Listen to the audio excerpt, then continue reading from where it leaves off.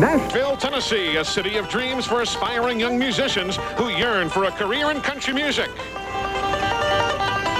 Over the years, Nashville Speedway USA has been an asphalt field of dreams for the young race car drivers searching for the big time. Last year, it was rookie Steve Park who broke through with his first NASCAR Busch Series win. Who'll follow his lead? Open wheel champ Tony Stewart is still looking for his first win.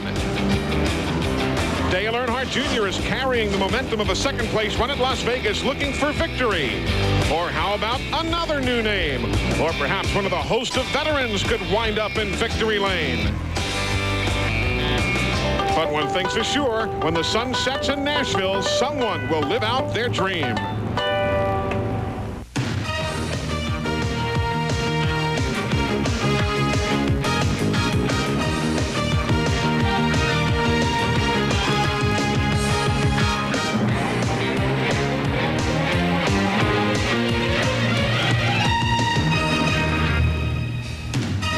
For 40 years, NASCAR fans have come to Nashville Speedway USA, and they're back again today. The BellSouth Mobility Opryland 320 is up next, the fourth stop on the NASCAR Busch Series schedule in 1998.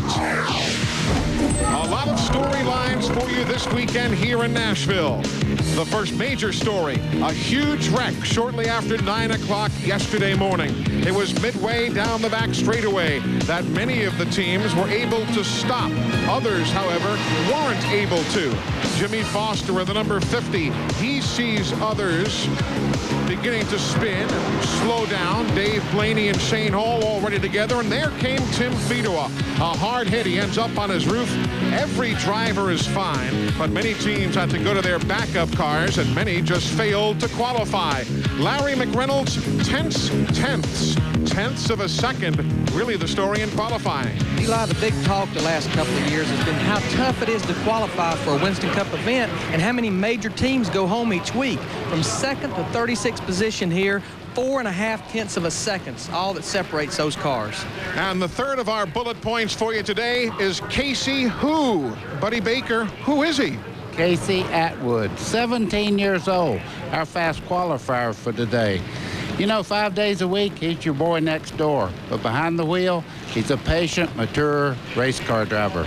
Now, there is a threat of rain. As a matter of fact, they have just fired the engines right now. So why don't we take a look at the starting grid for you for today's 320-lap event for the NASCAR Busch Series. There you see Atwood and Elliott Sadler sharing row number 1. Ed Berrier and Joe Nemechek, they are in row number 2. Joe Bessie, a great qualifying effort, and Robert Presley.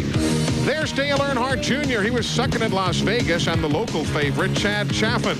Stanton Barrett and Jeff Purvis rounding out the top 10. Dave Blaney from the World of Outlaws and Blaze Alexander from ARCA. I'll tell you, Larry McReynolds, that's a rather interesting top 12 qualifiers. Normally wouldn't be up there, but they're there and going to try to stay up front as the day goes on.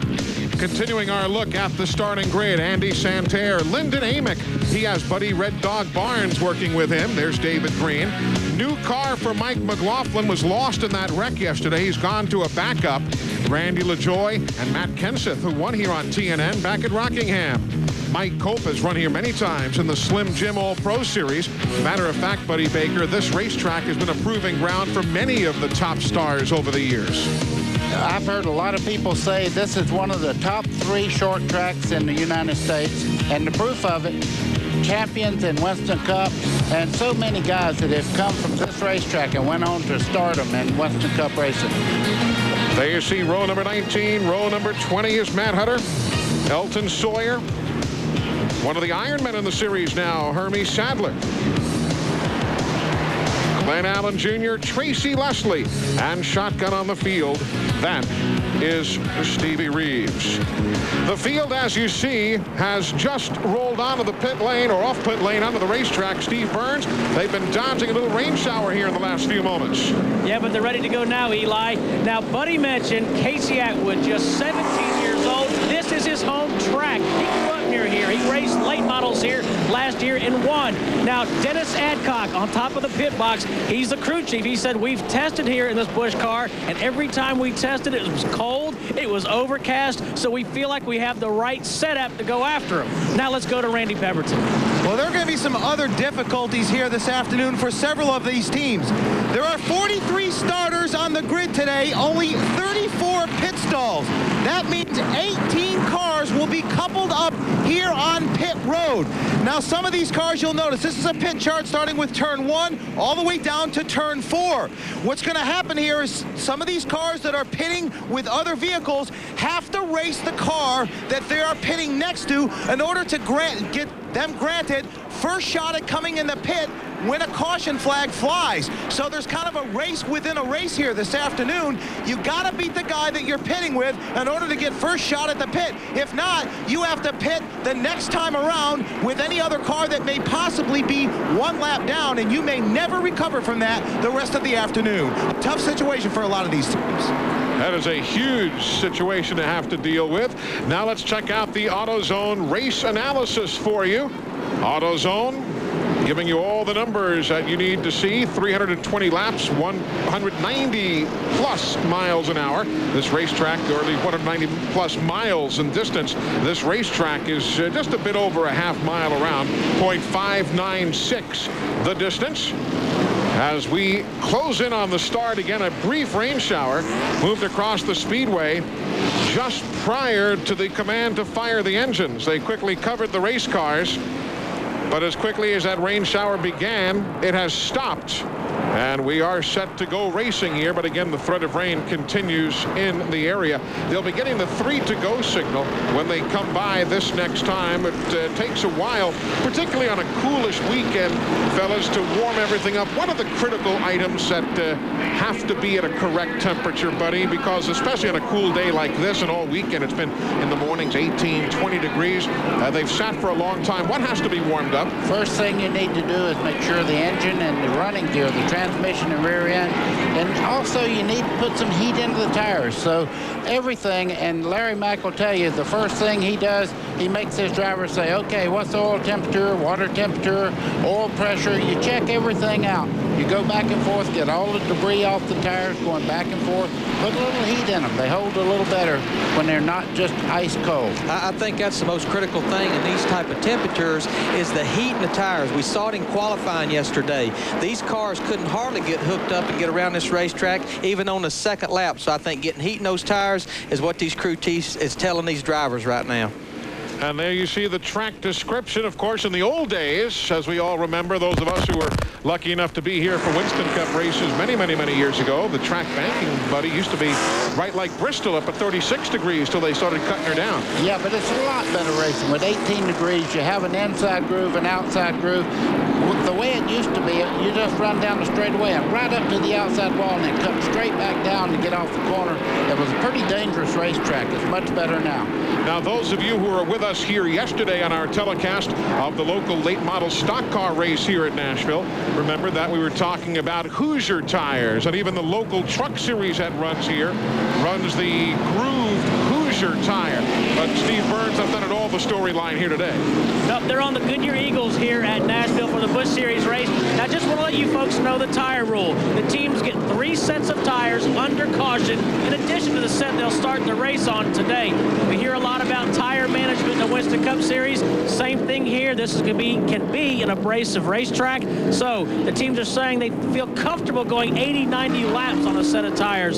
So again, tire management will be a key this afternoon. And that sounds to be a storyline everywhere we go. There are some of the names of those who did not qualify. And Derek Gilchrist trying to get a Jimmy Spencer car in the field. Jeff Krogh had problems in qualifying. Mike Stefanik, they were caught up in that accident. Brad Loney also caught up in the accident yesterday as the field gets the 1-to-go signal from Carl Simmons. And that's how the manufacturer's numbers stack up here in early 1998. Well, in the field, you can see there's 29 Chevrolets, 9 Fords, and 5 Pontiacs in today's field. Getting set to go green. We haven't shown you any in-car camera pictures yet because of the little rain in the area and the low ceiling. We are having a little difficulty getting the helicopter up high enough. As you look at Dennis Adcock, he is the crew chief for our pole sitter Casey Atwood. But as soon as that helicopter can get up with the prevailing weather conditions, we'll have our normal contingent of in-car cameras. You know, 3 of the past 4 pole winners for this event, including that man there, Casey Atwood, were all regulars here at the Nashville Speedway USA. Think about it, guys. Other than Mike McLaughlin in 1997, the last 3 of the other 4 pole sitters, Casey Atwood, Sterling Marlin, Darrell Waltrip, all former regulars here at Nashville. We are set to go racing. Glad you are with us here on TNN Motorsports. Here we go, green flag in the air.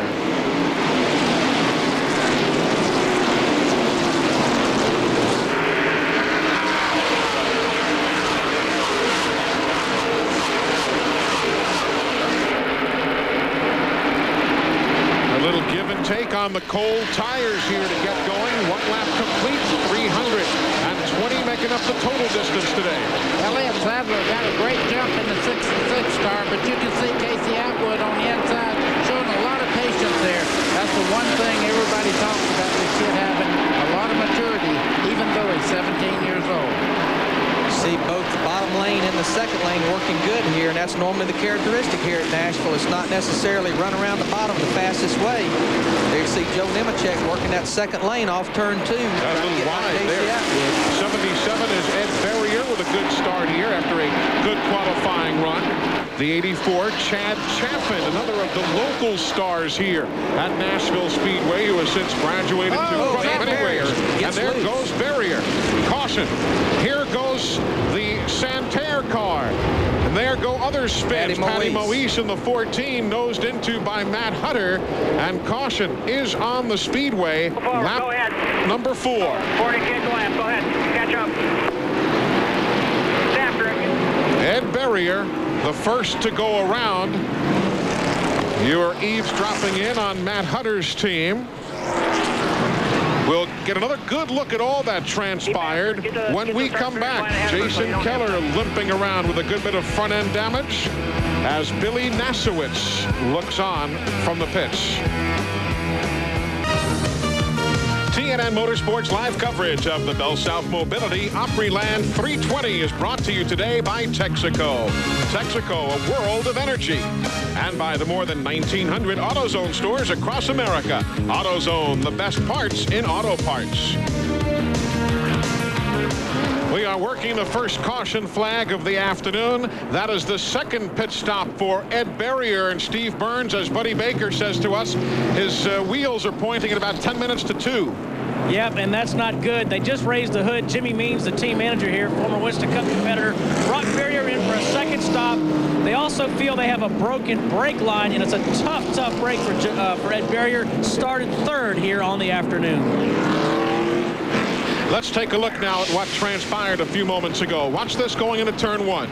You see Ed Berrier there in the 77 just goes in the corner and loses control, hits with the right front corner there. That messed the front up in, but back behind Santerre spins. This is chain reaction. This is just a lot of cars getting in trouble because there's trouble in front. With 18 degrees banking, they can't see what's in front of them going off in the corner. Patty Moise and Hutter spun there, Larry. It just, again, like Buddy said, this is one of those situations where, you know, one car maybe slows up and it's like the bumper effect. You know, this one hits this one, this one hits this one, and next thing you know, you got 3 or 4 cars involved, which began as a one-car incident. And there's the tire off of Ed Berrier's machine as he continues to sit on the pit lane. And a lot of work being done by the crew right now. So the first caution flag of the day. Patty Moise has also been in for service. She stopped on lap number 8. You saw Patty's car spin, and she was nudged by the Matt Hutter automobile. So a lot of work now taking place down on the pit lane. Glad you're with us here at Nashville Speedway USA. Kind of a rush to get on the air today because of that rain shower that came through, and there is still a threat of rain in the area. Though as it can see in the distance there, the sky is lightening just a bit, and the ceiling is going up, so that's always good news. 43 teams starting the event here at Nashville today. We showed you the list of those who failed to qualify earlier. Field will get the 1 to go signal when they come by. Let's set the top 10 for you so you'll know exactly who's running where. That's Stanton Barrett running in 10. You know, let's give a guy a real call here. Chad Chaffin in 4th place there does not run on the regular circuit. This is a home-built car. It was built right here in this state.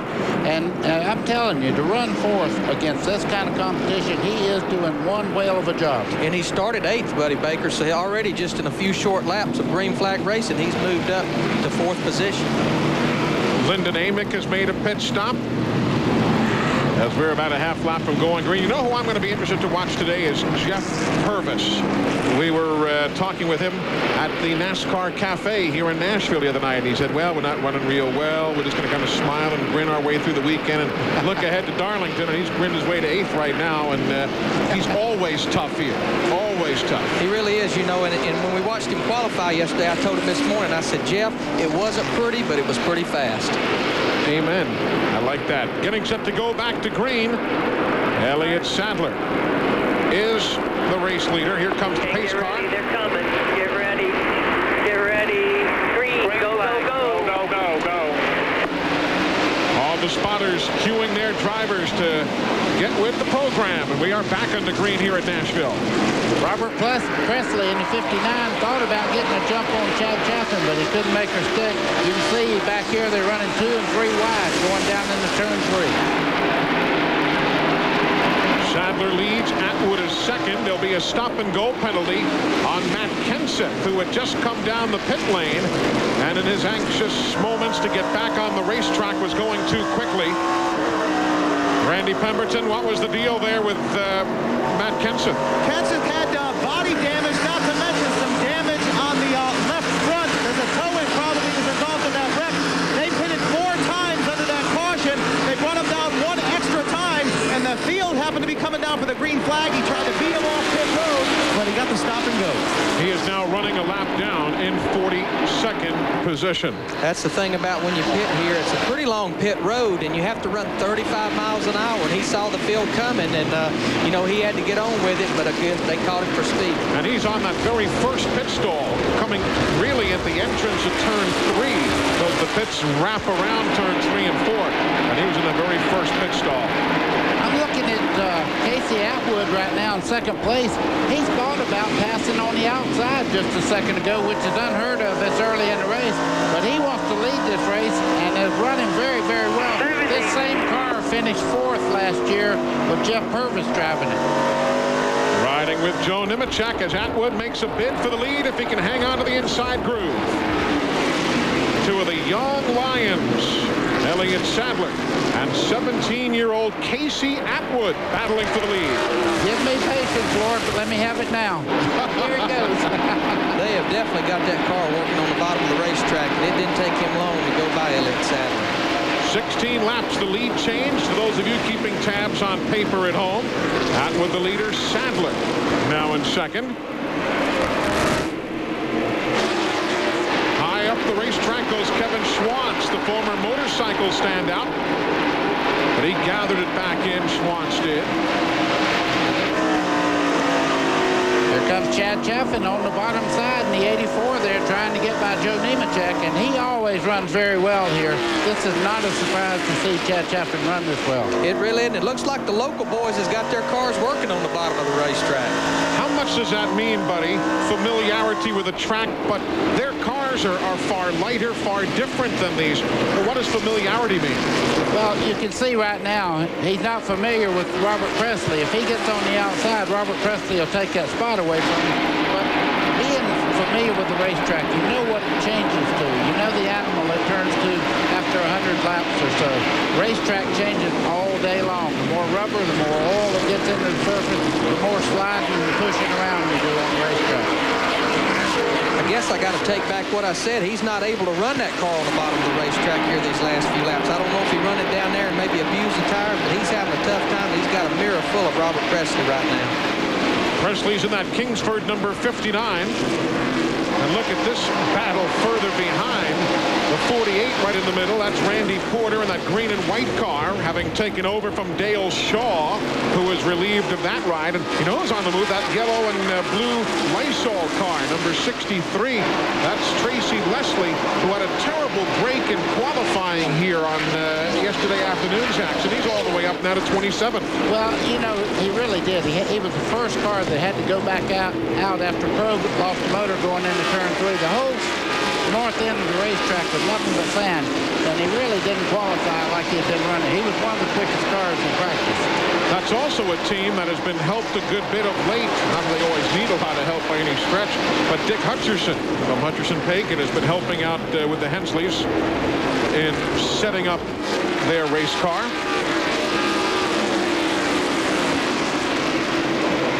22 laps complete. That's 27th on back.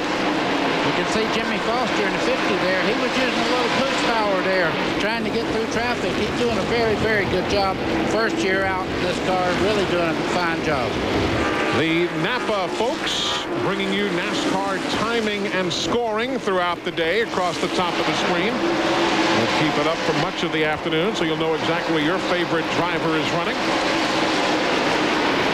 29, Hermie Sadler. 47 to the outside. That's Andy Santerre in the backup. He was caught up in the accident yesterday. Glenn Allen Jr. in that black number 99, bypassing Randy Porter. And Mark Green also there as we go back up front now to 3rd and 4th place. Joe Nemechek left of your screen, looking back now to Chad Chaffin, who's running in 4th. Yeah, you can see Ed Barrier. He was running right up front. But after that wreck he had at the first stages of the race, he's not able to run very fast now. Good scramble there for 6th, 7th, and 8th positions. That's Joe Bessie in the 6th, Dale Earnhardt Jr., Tony Stewart. Two of the fellows we had talked about at the opening of our telecast today, and Earnhardt and Stewart. Of course, Bessie, you know, you take a look, the youth in this series. Joe Bessie's been around a while, still a young man. I mean, this is some NASCAR future in the NASCAR Busch Series. Absolutely. You could take those 3 guys and write 3 or 4 pages about the future, because Dale Earnhardt Jr., everybody knows, if they watch the race in Las Vegas, he ran a very strong second there. And Eli, buddy, you know, Dale Jr. talked to us yesterday about this race car. This is the same car that Steve Park won the race with roughly 11 months ago. Steve told him, said, look, here's a setup that'll work. It's not going to feel the greatest, but it's going to be good for long runs. Let's see if he's like his daddy now. He's right up under Joe Bessie. Steve Park, I know he's watching at home in his living room after being released from the hospital after his Atlanta injuries, and he sees that power move, and it also allows the 44 of Tony Stewart to get by. So both men get around Joe Bessie. Up front, Casey Atwood is still the race leader, and there he is now. It's as comfortable a lead as he could have hoped for at this stage of the day. He's up by a 2 3/4 on Elliott Sadler. We are back in Nashville on TNN Motorsports. Eli Gold, Buddy Baker, Larry McReynolds, Randy Pemberton, Steve Burns on hand. Watching that man, Casey Atwood, 17 years of age. And he has started from the Bud pole, and he is now beginning to lap up to the 38th place runner, Matt Hutter. Let's go down and hear from his crew chief, Dennis Adcock. Yeah, Dennis said they were wicked fast in practice yesterday. Your young driver's putting on quite a show, Dennis. Well, I can't really hear you down here.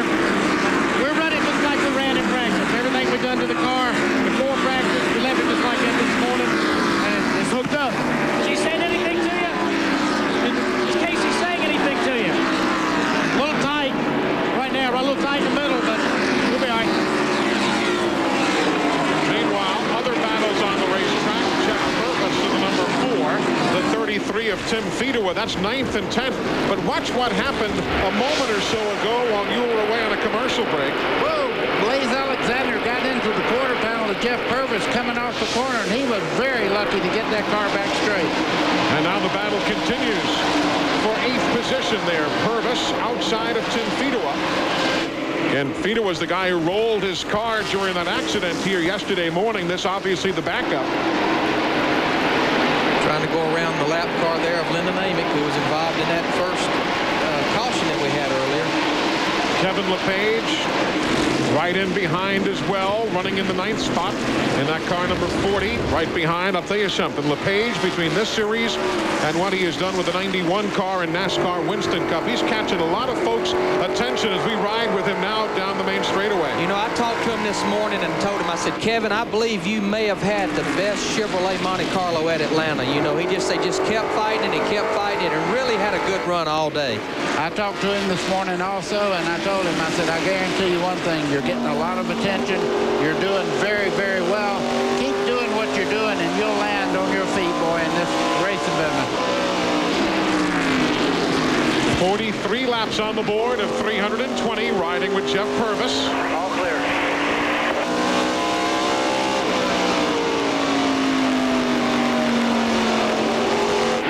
You're listening in to Jeff Purvis's radio. Johnny Allen and he talking back and forth. All clear. The leader, meanwhile, catching a good bit of race traffic. The white car at the back of the pack is the leader, Casey Atwood. Now we get to see what patience really means on the racetrack. He has a fast car, but he has to be able to work traffic all day, too, to stay out of trouble. Wayne Grubb is in the 83. Eli, he had pulled away to 3.5 seconds over second place, but there's something that'll reel that second place car in a hurry, and that's this lap traffic. Got that right. Ed Berrier in the 77 being put a lap down. 46 laps on the board. Casey Atwood working traffic, but he has the best seat in the house. Brought to you by LA West Luxury Vans, the world's ultimate sport utility vehicle. LA West Luxury Vans, available at select Ford dealerships nationwide. Call us at 800-786-VANS. Back with you in Nashville. Casey Atwood just taking his time going through traffic. He is caught up with Randy Porter. There's Dale Earnhardt Jr. running in 6th right now. Steve Burns, are they concerned about something? Well, Dale Earnhardt Jr. sure is, Eli. The front end of that car is damaged a little bit, as you can see there. Earnhardt Jr. is concerned about an overheating problem. Now, they aren't overheating yet, but he's got enough damage there to the front end that it is a concern. We'll keep an eye on it as the laps unfold. What they've got there, the hood is actually closed off that top opening, and as you see right there, there's a lot of tape on the bottom, you know, and that's to help the aerodynamics actually put downforce on the front. But with the top open being closed off, the ductwork is not getting as much air to the radiators as it should, buddy. But you know what? That's a pretty familiar sight that I see about every Sunday on that Grand Prix car. That was Larry Mack said that, Dale, not me. The one advantage they do have is they can pull that tape off and regain what they lost by bending the top part of that hood in. Meanwhile, while we're watching here, we've had a swap for the lead as Elliott Sadler has moved around Casey Atwood, who is caught up in traffic, and Sadler has bypassed him and now pulled all the way away. So a swap for the lead at lap number 53 as Elliott Sadler has reassumed the lead. He had it for the first 15 laps of the afternoon. Eli, he actually pulled Joe Nemechek with him, so they've actually bumped Casey Atwood back to the 3rd position. And now Presley goes by, so Atwood is back into the 4th position now. And they're the 66, that black car in the middle of your screen, the new race leader. You know one thing, when you run occasionally, these guys are not familiar with the car when they look in the mirror. They're not sure whether it's the leader or who it is behind them. And a lot of times, like they look back there and see Elliott Sadler, they say he's fast and they'll let him go right on by.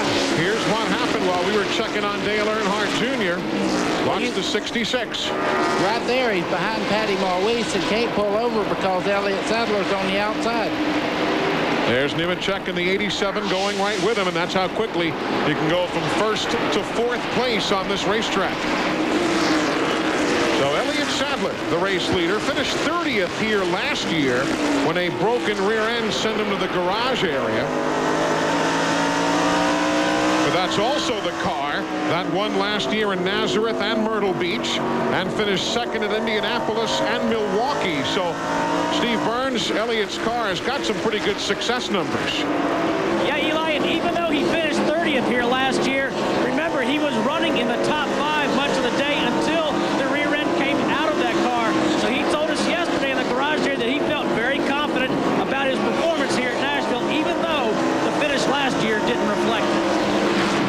battle for second spot you're watching on the screen. Nemechek in the 87, 59, Presley behind him. Here comes Robert Presley on the inside as they exit the corner there. You can see he has that position going into turn 1. Meanwhile, there's Elliott Sadler in the 66, the leader, as Presley makes the move on Nemechek.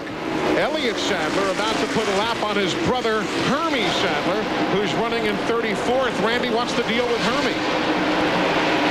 For everything it's worth right now, he came over the radio not long after this race started, said the car is fluttering, nor is it working very well. So he's struggling right now. They're hoping for a pit stop. Take a look under the hood, but car's just not getting around whether or not it's fluttering or not.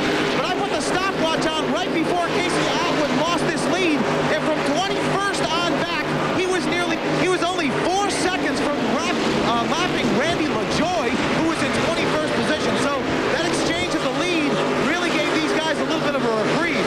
And again, the 66 Sadler and the 59 Presley, the battle for the lead. But old Hermie's making his car pretty wide.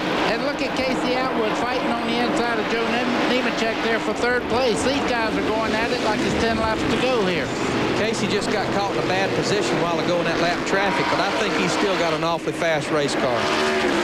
So the current Iron Man of the NASCAR Busch Series going a lap down, Hermie Sadler. Ours not to take anything from great Iron Men of the past like Jack Ingram and Tommy Houston, but we call him the Iron Man because of his ongoing list of consecutive starts. Which for Hermie Sadler now is up to 144. Battle for the lead. Robert Presley's got the inside groove. You can see the 66 of Elliott Sadler sweeping up high, but that gives him a good run down the straightaway there. Robert's trying every way in the world to pull even with him. There you see he pulled door handle to door handle almost off turn 2 right there. He may have the line getting into turn 3, and he makes the pass to take the lead. This is lap number 65. Robert Presley takes the top spot here at Nashville Speedway USA. You know, Robert Presley, I imagine right now is feeling pretty good because he has not had a stellar year this year. He's been really struggling, so to see him up front leading the race again, it looks normal. Casey Atwood's taking over 3rd place and moving in on Elliott Sadler. So Robert Presley showing the way. A 10-time winner on the NASCAR Busch Series as Casey Atwood now battles Elliott Sadler, and to the delight of the local fans, grabs 2nd place. We're coming right back. Under caution here at the Nashville Speedway USA, Wayne Grubb in the 83 car, having spun between turns 3 and 4. Now here come the leaders onto the pit lane. These stops at lap number 72. Some will stop at lap number 73, but Robert Presley leads them down the pit lane to the attention of the crew. Steve Burns is first. And we're looking at Elliott Sadler. He is complaining that the car is loose in the center of the turns. They're going to make a track bar adjustment. Going to go down on the right side about 5 or 6 rounds. Casey Atwood getting service in front of him. Now let's check in with Randy Pemberton. Randy LaJoy is in. Glad he caught that caution. A lot of adjusting. It's going to be 4 tires for LaJoy. Whoa, we've got a mess down here in the pits. Guys backing up, going back and forth. The bottom line is Randy LaJoy, track bar adjustment. 2 rounds from right to left side. Wait for guests. Steve Burns. And Casey Atwood just got, now this is where it's going to be tough for Casey Atwood. This team may not have as much experience on pit road. Elliott Sadler was able to beat Atwood off of pit road. So all the pit stops taking place. There's Robert Presley with a superb bit of work. And again, why we're under caution here. Here's what happened in turns 3 and 4. Already sideways is Wayne Grubb. I don't know if we'll see Patty Moise if we can stay on it long enough here. Watch what happens with the 14. Oh, she got the brakes locked up and the wheels wouldn't turn. She almost got in the back of him. She had the wheels a sliding there, headed to the wall, but she made it by.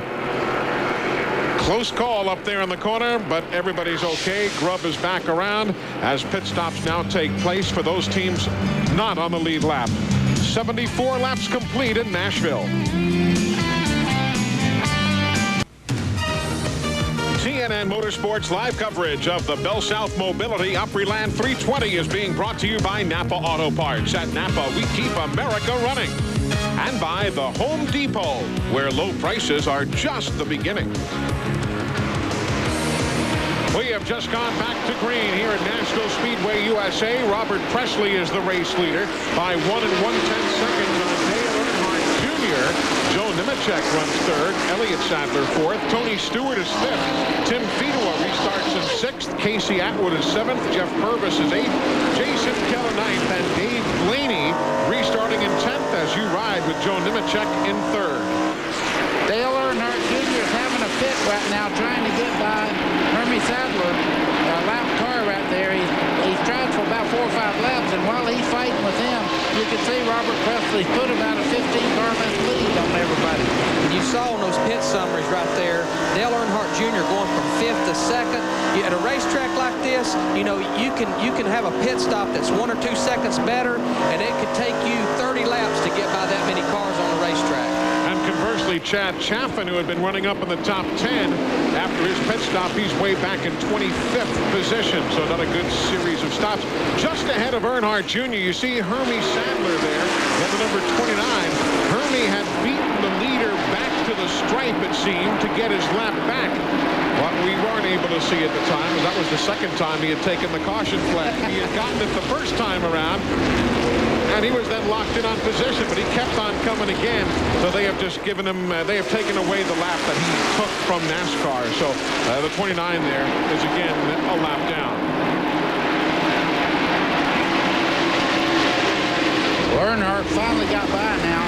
We'll see if he moves over and lets Nemechek and all these guys that are fighting for the first 6 positions here by. And we'll see if he can reel Robert Presley back in, because while he was fighting Hermie Sadler, Presley had pulled off to a 2-second lead.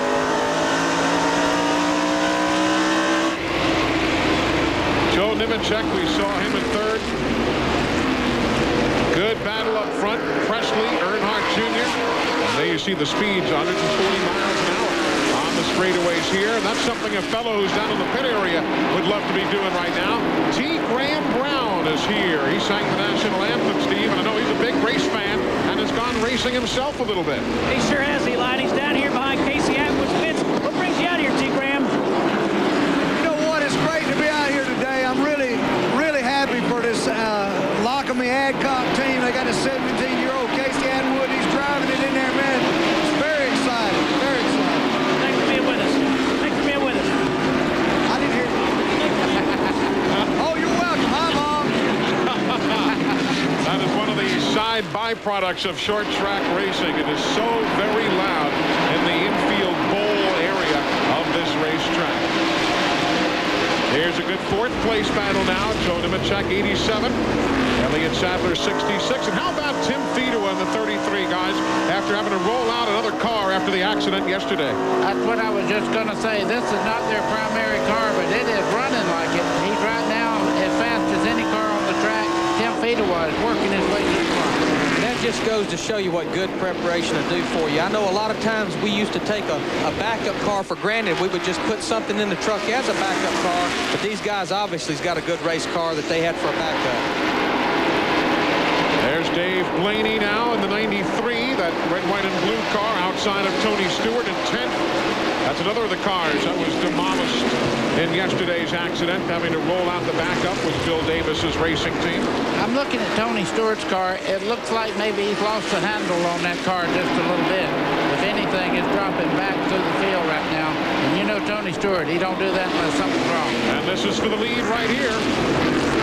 Didn't take Dale Jr. but about 8 or 10 laps to chop off that 2 seconds that Presley pulled away from him.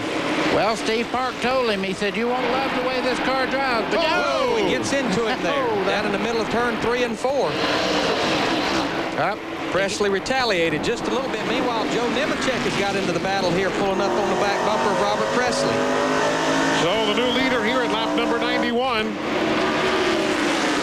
Dale Earnhardt Jr. muscling his way past Robert Presley. Nemechek third, but here comes Elliott Sadler in that black number 66. Fedewa is in 5th spot. Atwood is 6th. Purvis 7th. Keller is 8th. Blaney is 9th. Tony Stewart is 10th. Mike McLaughlin is 11th. Dick Trickle is 12th. Oh, close and close coming off there. You can see Elliott Sadler all over the back of Nemechek's car down the front straightaway. David Green, meanwhile, has just taken the car that Derek Cope normally drives behind the wall, and the hood is up. They use the quarter-mile inside track as their garage area. And with Derek getting banged up at Atlanta, David Green driving this weekend with the car now behind the wall. Eli, see the little green fluorescent tape pieces that's there on the front? We talked about Dale Earnhardt Jr. now maybe needing to pull some tape off of their front end. What those are pull tabs. That way it's easy for a crew member to grab that tape and pull it off without trying to pull it off the front end itself. He's going to put it down there where they'll have to dig it off in a second if he gets any closer there to Nemechek as they go through the corner. That's not 1 inch between the two cars. That's Blaze Alexander in the 20. Kevin Schwantz in the 88. They're battling for 26th position. We take you further back there in the battle. That blue and green car behind them was Mark Green. And there's Randy LaJoy as we show you some of the other names and faces that we've not talked much about yet today. The 74 LaJoy. He's running in 20th, and that right behind him is in 21st place, the battle. Mike Cope in the 30, Tracy Leslie in the 63, Stanton Barrett in the 89. And they're running back in 20th, 21st, 22nd, 23rd spot as we're on board now with Kevin LePage. Clear all around. And there's Casey Atwood making the inside pass on Elliott Sadler. You hate to look away for a second. Casey Atwood dropped back a little bit on his pit stops. These guys are not familiar with making pit stops every week. He dropped back to a 6, but he's working his way back to the front right now. Now, we told you David Green took the car that Derek Cope normally drives behind the wall. Let's get an update from the garage. Well, he's just fired it up after a carburetor exchange. That was the problem. He was fluttering, couldn't get it fixed. Brought it back here and changed the carburetor. He's going back out. Of course, they're not running all the races, but he's going to try and log as many laps as he can today. Now here goes Atwood. This is the 3rd place against Nemechek. Right down on the bottom of the track. You can see that yellow line that divides the flat part of the... That's really a good shot of just how soft they run these cars here, buddy. See how far the tire goes up in the fender well there and how close the rocker panel gets to the racetrack. Really try to run a car soft spring-wise here. The reason you do that is to get forward bite up off the corner and also the maximum push down on the tires in the corner to make them stick to the racing surface. MCI bringing you NASCAR timing and scoring across the top of the screen. Casey Atwood, who was our Bud Pole sitter, now running in 3rd. And actually, if you're curious, he is faster than the leader on the clocks. And that's a battle for Purvis in the 4. Dave Blaney in the 93. That's 8th place. Well, you can see the tachometer there. He's turning 8,300 down the front straightaway. These cars really rip it out here. These 9-to-1 compression engines, everybody says you don't need to turn them like a Western Cup car, but that was 8,300 down that front stretch.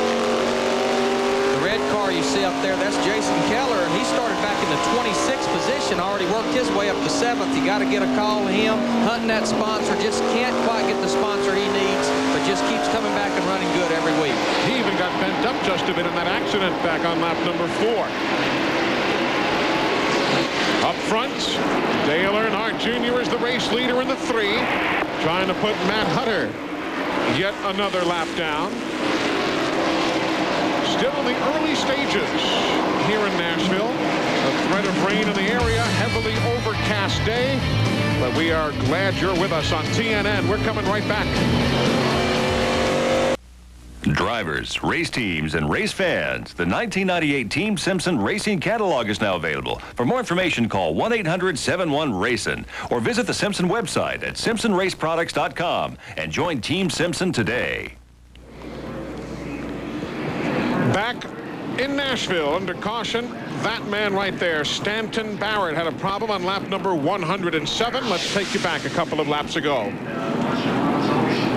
Turn 2. Yeah, Stanton Barrett spins there. He might have had a little bit of help from the 40 car there. Kevin LePage was right behind him, though. It was clearly tough to tell on that replay whether there was contact or not. Here's from our backstretch speed camera. Sliding your way. Caution for the 3rd time this afternoon, lap 107. Nobody has made a pit stop among the lead cars. Randy Porter is in among those who are laps down with a little chill in the air here in Nashville. Race fans, you make the call. New LCI residential long-distance customers receive 30 minutes of free domestic calling and the World Card Plus calling card featuring participating drivers. Don't delay. Call now 1-888-TEAM-LCI. We are about a half lap away from going back to green. Dale Earnhardt Jr. is the race leader just behind the pace car. Let's get an update from his pit area. Eli, Tony Uri Sr., the crew chief, has been coaching Dale Jr. about not jumping the restart too quick, not spinning his tires. He said, remember, we had the same problem with Steve Park last year, so don't try to jump the restart. And we'll see whether he is a good student here at the restart. Wrapping up caution flag number 3 of the afternoon. Green is in the air. Nice and smoothly, he pulls away from Casey Atwood in second, Robert Presley in third. He accomplished exactly what he wanted to accomplish. Get a good restart, jump that inside car, getting into turn 1, but yet get Casey Atwood tied up there. But look at Casey Atwood get a bite off turn 4. He is fighting on the outside. The car works in the outside groove and the inside groove. And these two young Turks right here, this is going to be interesting when they get nose to tail. Then you got a couple of wily veterans right behind, Robert Presley and Joe Nemechek. The car in the middle, that's Andy Santerre. He is not on the lead lap. He's a lap down in the 47th. And there's 44, Tony Stewart. The 00 is Buckshot Jones. He's in 13th, Randy. As we have a good battle for the lead going into turn number 3. Casey Atwood is so strong on the very bottom, Eli. I don't think that Earnhardt's going to be able to hold him off. He is really, really handling so much better right now on the bottom of the racetrack. Up goes Earnhardt. Atwood's got the downstairs covered, and he's got the lead. Casey Atwood, who led from lap 16 through lap 53, will take it again here at lap number 115. And Randy Pemberton, I was about to ask you about Buckshot Jones running in 13th. We've not heard much from him today. Well, it wasn't long ago, Eli, we would have said that he doesn't have a lot of experience, but that's not the case today. He's learned a lot over the last couple of years, and working with Ricky Pearson, these guys brought a car here that is one of the oldest ones in their fleet. They didn't practice at all for qualifying. It was strictly a race setup. He has come from 28th to 13th, and they're nursing their tires as they go. So Buckshot Jones could very well be a factor here later on today. Doing a great job so far. He's in the 00 car. Right now, we rode there with Phil Parsons. There you see Buckshot on the 00, the 44, Tony Stewart, and again with Phil Parsons, who himself is running in 14th. You know, Phil first ran here. He ran the last NASCAR Winston Cup race that was ever run here at Nashville Speedway USA. Bill Parsons also finishing third here a couple of years ago. He won a NASCAR Goodies Dash Series race here when they used to call it the Baby Grand Division. So that goes back a few years. Eli, this racetrack was repaved just a few years ago, and I talked to Jeff Purvis and a lot of the guys that race here on a regular basis. They told me the racetrack is back like it used to be, where the guy really has to keep the car under him and do a lot of tire control, because if you don't, you just spin the tires right up off the corner. And that's for 10th place there, folks. 64 is Dick Trickle. 4 is Jeff Purvis. Of course, if they trade paint, you won't be able to tell. Still there. Still there. It's clear. Riding with Jeff Purvis as we check in with Steve Burns. Yeah, Jeff Purvis is going to have trouble on pit road. His jack man, Scotty Peace, was bumped from behind on the last pit stop. Scotty Peace has a problem with his ankle. They're going to take him to a local hospital and check him out. But again, they're going to have to replace the jack man on the floor car of Jeff Purvis. Thanks for the update, Steve. As we see Nemechek and Elliott Sadler now running in 4th and 5th, respectively. And there goes Elliott to Joe's inside. This is for 4th.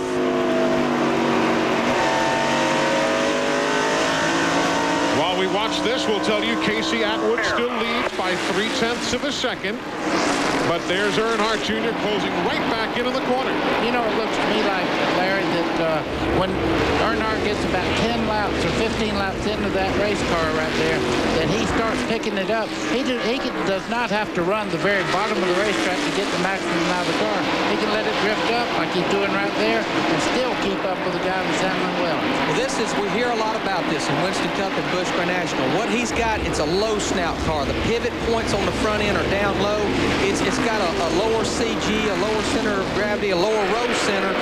And what that's good for a short track like this. But it's a characteristic that has always been a part of this low snout car. It takes it several laps to get going after a caution. There goes the 30th place runner, Mike Dillon, a lap down. And the number 72, the Detroit Gasket car. So now 29 teams remaining on the lead lap as Atwood tries to cover the spot. Yeah, you can see out of the corner there, Atwood's car jumped a little bit sideways, and that's just by getting back in that throttle so hard. He's looking in the mirror. He feels the pressure of Earnhardt just behind him there. Let's not forget Purvis and Phil Parsons. They're running for 12th. Sterling Marlin in the 1 car right behind them, all battling for position. Phil Parsons in the 10, Purvis in the 4 as you ride with Phil Parsons. And just behind those cars there, the one you see the nose keeps sticking out, that's Chad Chaffin. He's on the move also. That's right, he's up to 15th now in the 84. He was running in the top 5 earlier, and just by virtue of a crowded pit road, maybe a pit crew that's not used to making these type of pit stops, he really slid backwards. Now he's working his way back to the front. Sterling Marlin in the 1. That is not his car or a Sapco car. That's Mac Martin's machine. That Sterling is driving here today. Purvis, and that is Chad Chaffin. Saw Tony Glover this morning. A lot of Sterling's Winston Cup crew come up to pit this race car today.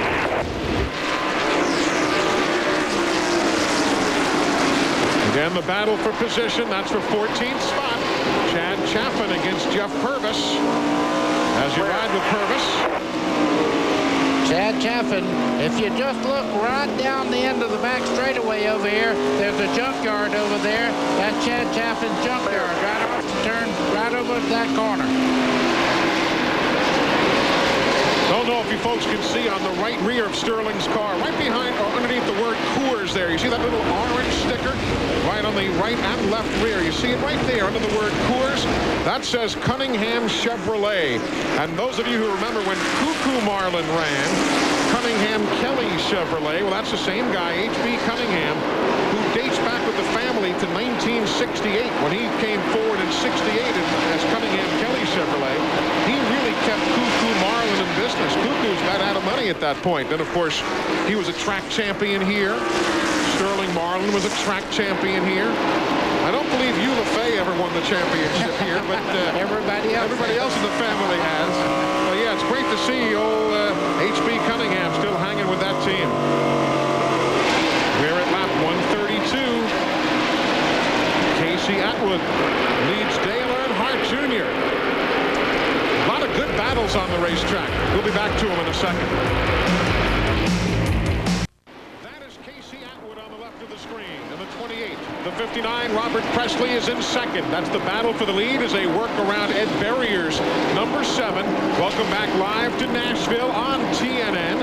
Eli Gold, Larry McReynolds, Buddy Baker, Steve Burns, Randy Pemberton all on hand. Hey, the battle right there for the lead is a dandy.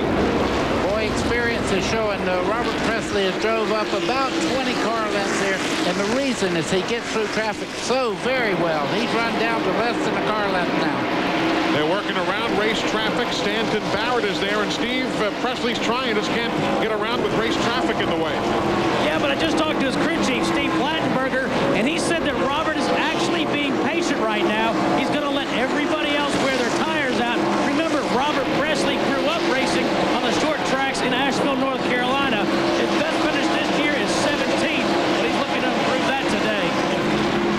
You know, I was just watching Robert Presley, and Steve is exactly right. He is taking his time. I saw him put his hand up, even though he's making a run for the lead down the back straightaway there, going to the front side of the racetrack. You can see him waving to Dale Earnhardt Jr. to be patient, put his hand up, let me work this guy over, and you follow me through. And it works right there as you get Robert Presley in the 59 car grabbing the lead. Atwood again in the 28 got caught behind Shane Hall's 85 car. Now here comes Earnhardt right behind to try and grab second, but he can't quite do it. This is a replay of what we saw earlier, I think, when Casey caught a lot of lap traffic. Same thing's over right here because they caught a pack of about 13 cars. It was within about 2 seconds in front of them, and I think that's what's happened here. So Robert Presley leads at lap 144. They've gone around the 32 of Jason Jarrett.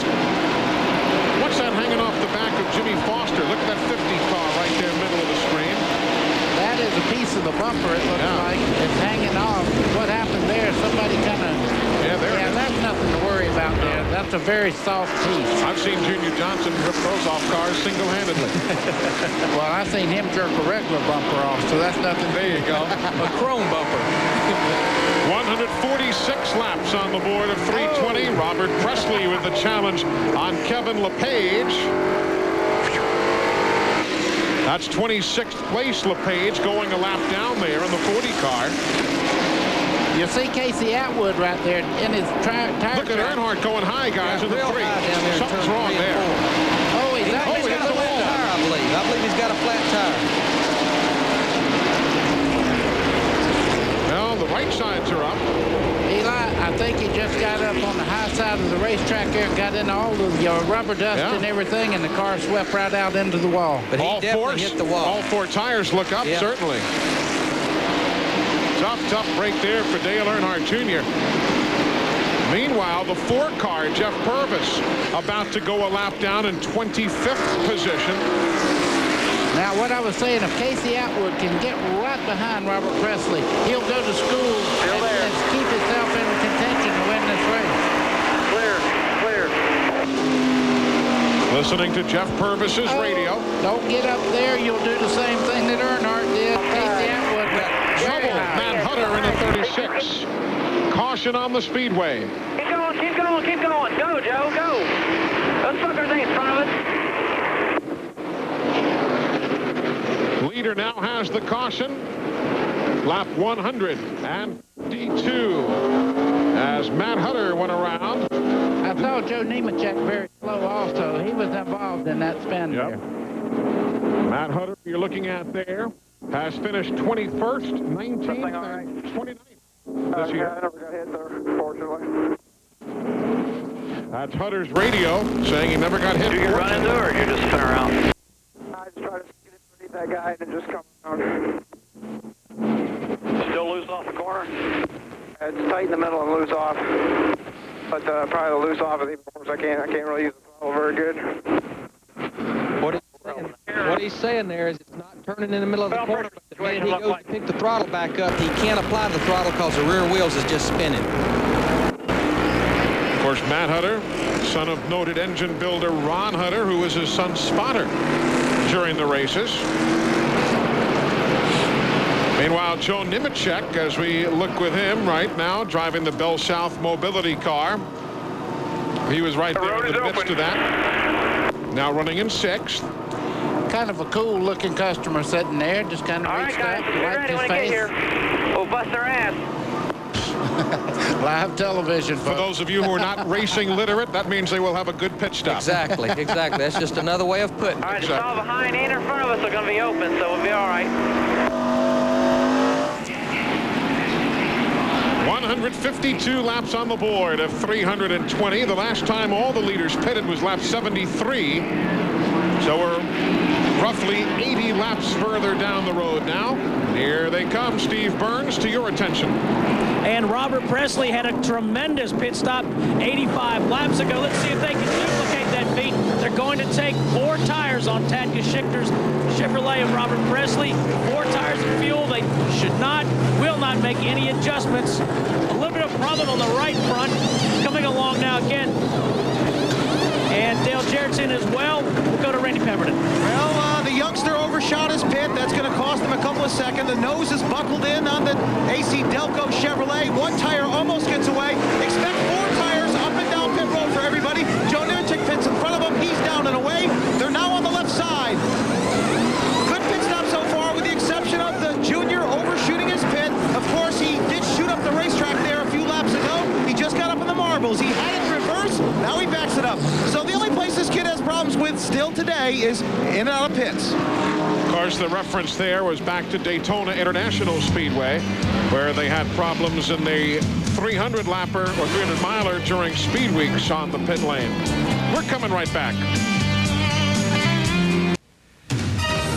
CNN Motorsports live coverage of the BellSouth Mobility Opryland 320 is being brought to you by Super 8 Motels, over 1,600 throughout Canada and the United States. And by Rogaine, the only product medically proven to regrow hair for men and women. Field now getting the 1-to-go signal here at Nashville Speedway USA as we take you back again to the problems that happen in turn number 2. Matt Hutter. See Nemechek on the very bottom of the racetrack, avoiding getting involved here, just gets by. You had heard Matt Hutter tell his crew that he was a little bit loose off the corner, and that's right at the exit of the corner. Got underneath the car, and it just come around with him. See, he's already sideways there, down and coming off turn 2. Joe Nemechek just barely getting by. You can see the brake smoking on Nemechek's car, getting just barely by. Right in front of you. Go, go, go, go, go, go. Oh, keep going, keep going, keep going. Go, Joe, go. The Joe Nemechek spotter telling him right in front of you, stop, now go, go, go. Moments ago, Stevie Reeves took his car behind the wall, an overheating problem, though they seem to be ready to get back onto the racetrack. But the Curb Records entry will lose at least 5 laps in that exchange for repairs as we're back to work here. Lap 157.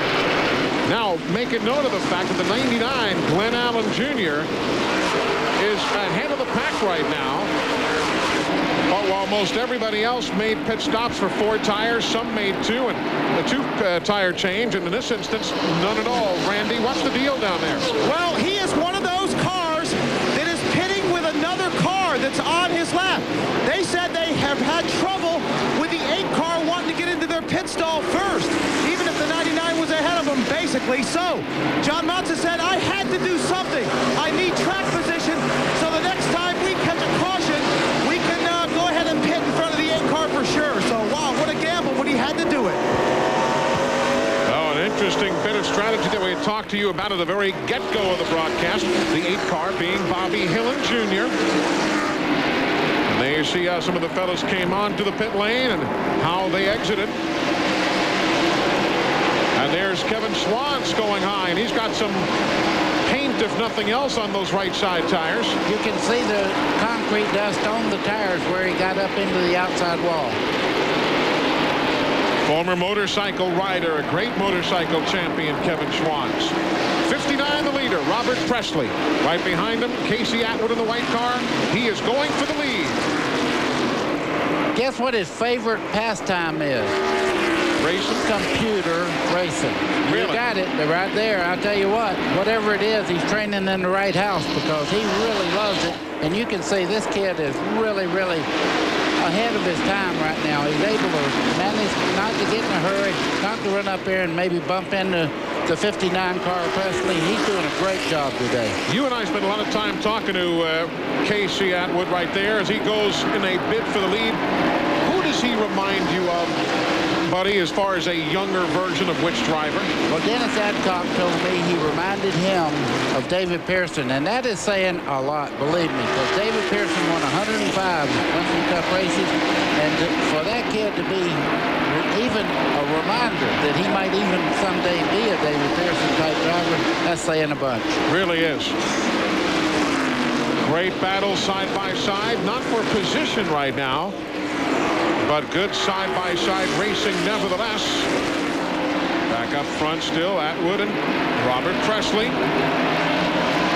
The DeWalt car right behind, not on the lead lap. Hermie Sadler's had problems today and thought he had gotten the lap back earlier from an accident, or at least from a racetrack position situation. Didn't get the lap back.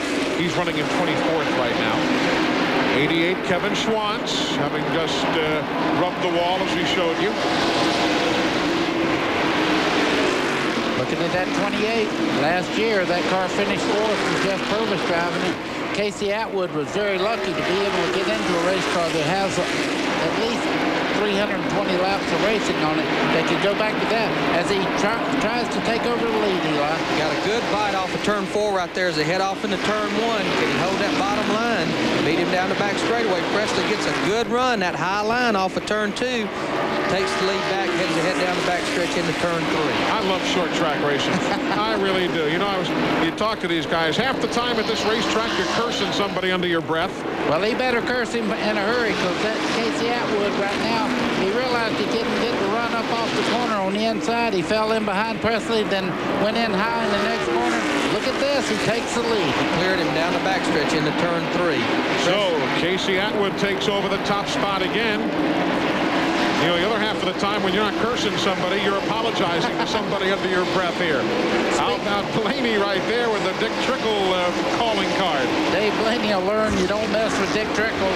Not 3 wide down in the corner there. See Jimmy Foster getting a little nudge there, getting sideways, but gathered back up. Tracy Leslie trying to work his way to the front from almost starting dead last on the field. Tracy in the 63, Joe Bessie in the 6.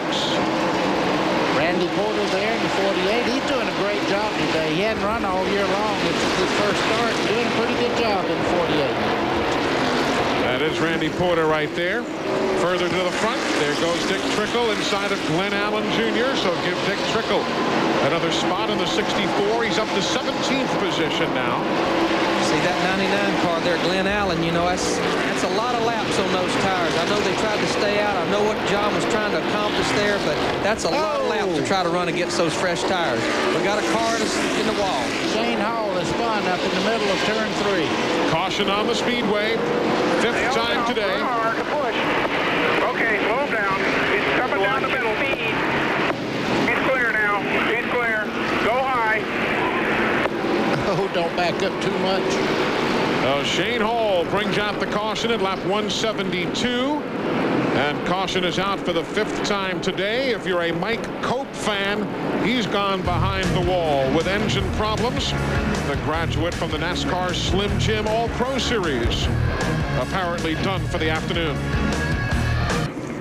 Today's telecast from Nashville is being brought to you in part by Featherlight Trailers, the official trailers of NASCAR, CART, the IRL, and the major sponsor of the NHRA. Remember to call Featherlight for all of your trailer needs at the numbers you see on the screen, 800-800-1230 or 319-547-6000. Winnebago Industries is the official motorhome of TNN. Stop by your local Winnebago or Itasca dealer and see the new models that are available. For more information on the Winnebago Motorsports team, why not give them a call toll free at 800-643-4892, extension 2. The field gets the 1 to go signal. Casey Atwood is the race leader. Over the last few moments, we have seen pit stops for Tony Stewart. Phil Parsons has been in. Other stops, Matt Kenseth has come down the pit lane. Jeff Purvis, Shane Hall, who spun to bring out the caution. He has been on the pit lane for service. And again, Casey Atwood, he's gathered all the headlines this weekend. He won the Bud Pole, and there is a closer look at the young man from here in Music City. What talent. You know one thing, I'm looking at the car. It does not have a thing on that quarter panel. That won't last long. No, I wouldn't think. He's a classic. There's Dennis Adcock. He calls the shots on Casey Atwood's team. He's got the stopwatches at the ready. Get ready. Green light, go, go, go. And back to racing. Lap number 178 up on the board now of 320. We're past halfway. It's an official race. Giving Casey Atwood a shove down that backstretch. Well, Casey has a car that seems to come in after about 10 laps. He's not real fast on the get-go, but he's doing a great job. Riding with Joe Nemechek down into turn 1. You can see he's middle way of the bottom and second lane there. That's a good shot through that corner and down the back straightaway. Haven't talked about Mike McLaughlin much today, and there he is now in 4th place. That white car with the blue sides. That's a new car for the weekend. They had a brand spanking new car that got used up in that accident yesterday. Shortly after 9 o'clock in the morning, they rolled out the backup, and the backup's running like the primary car. Doing a great job, and just behind him, Jason Keller. I hadn't seen him in the top 5 this year. Doing a great job today. That's he in the 57, Elliott Sadler in the 66 right behind. All battling for position.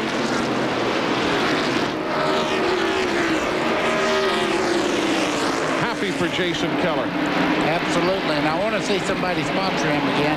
He was with the company that went on to another sponsorship this year, but I'd love to see Jason Keller stay. He's the kind of young man we need in this sport. Ed Sadler getting underneath that quarter panel off turn 2, but falls back in behind down the backstretch. They're still eavesdropping on Joe Nemechek's radio. Inside, looking inside. He's talking about Mike McLaughlin.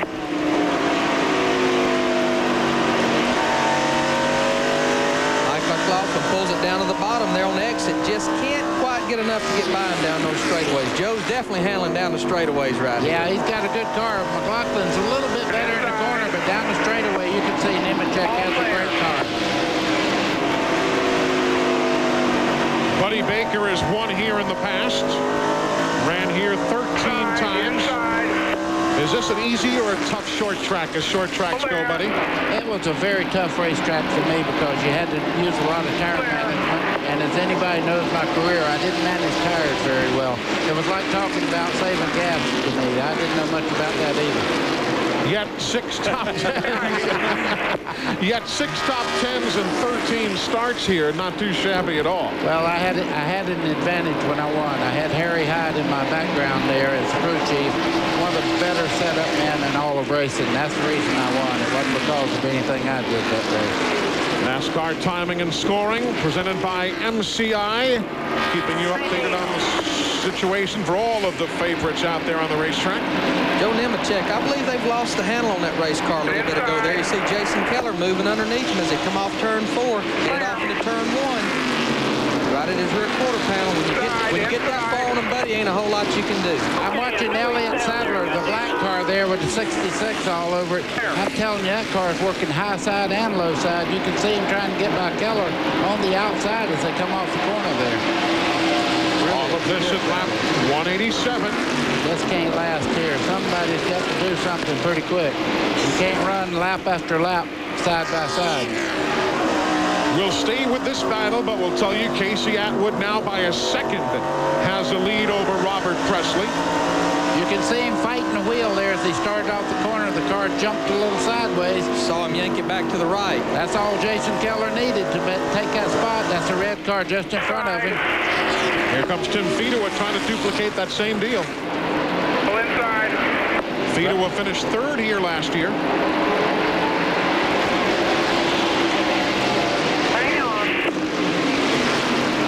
What are you hearing from Joe Nemechek's bunch? Well, just talked to his crew chief, Brian Patty, and he made a very simple hand signal that told the story. He pointed towards the right with his hand to the wall. That car is pushing, and that's why cars are going past him. There goes Elliott Sadler doing exactly the same. So Nemechek now back to 7th. Just tight as hell in the middle wall. And Joe just confirms what Steve told us. You're doing good. 20-30. People don't understand when they push a lot of time. You see a guy jerk the wheel to the right, that would indicate that the car was loose. But what happens is the front tires are sliding across the racetrack, and when it does go up sideways, you have to correct back to the right. And you know, buddy, with the radial tire, what I've learned, you can't turn the wheel more and make it turn. You finally just got to slow the car down and finally get the front wheels to bite. That's it. There's 8th place now. Sterling Marlin in the 1, Randy LaJoy in the 74. A lot of interesting stories in that 74 team here over the last little bit. For the first $2 million winner in NASCAR Busch Series history. Randy LaJoy had used K-Tech engines all along, then switched to T&L engines for Atlanta. Today they're back to K-Tech, and they're talking about using the T&L engines at Darlington next week. That's for Randy LaJoy. And meanwhile, up front, there's the spread. That's what now 0.8 of a second looks like from that man Atwood back to the 2nd place runner, Robert Presley. He started on the Bud pole, has led a number of different times today. We're coming back to Nashville.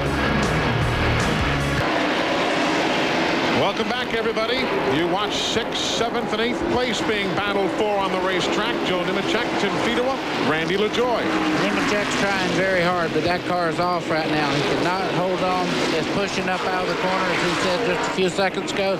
And boy, when that happens, everybody jumps on you. Taking a look at the speed numbers right now. Nemechek is at 106 compared to a 109 of his best lap, and that's where it translates right there in the corners. You see Randy LaJoie there. I was clocking him before he caught this route right here. He was about 1/10 of a second quicker than the leader right now, Casey Atwood. Of course, once you catch the traffic there, it slows you down. Working on the back bumper of his teammate, Tim Fedewa. And Sterling Marlin in the one car there has been right on the back bumper of Randy LaJoie. So these guys have found something out about making these cars get around here. LaJoie was good in practice yesterday also, though. And, of course, Sterling's been good at this racetrack for the last couple decades. So they know their way around this place. Fedewa was the highest returning finisher off of last year. Finished 3rd, and the top 2 finishers from last year are not here today. Steve Park and Jeff Green.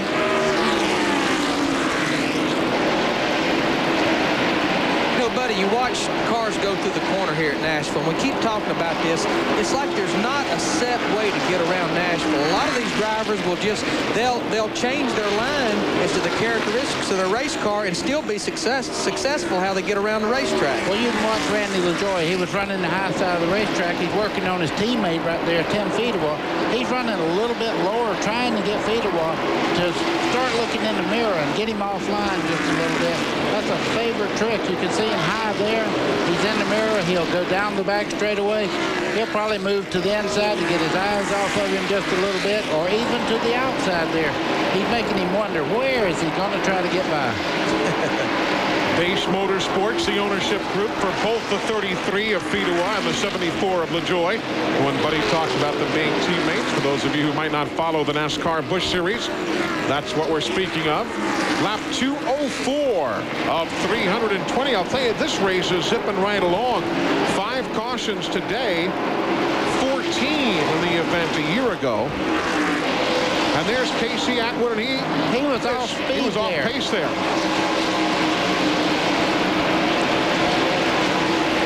Atwood is the race leader, bypassed there by Robert Presley. They got caught up with Mike McLaughlin and some others. Patty Moise there, the 14, just ahead. Yeah, the car is still clean, so he didn't get into the wall or anything. Let's watch it again and see if we can pinpoint what might have happened there going down the backstretch. That's Casey Atwood in the 28 there. Jimmy Foster in the 50. You can see Patty Moise. He just got into the loose stuff. In a second, we'll get a shot coming off the turns here. The rubber is really balled up all around as you start off the corners here. Steve looked like he just went high. He sure did, Eli. I just talked to Dennis Adcock.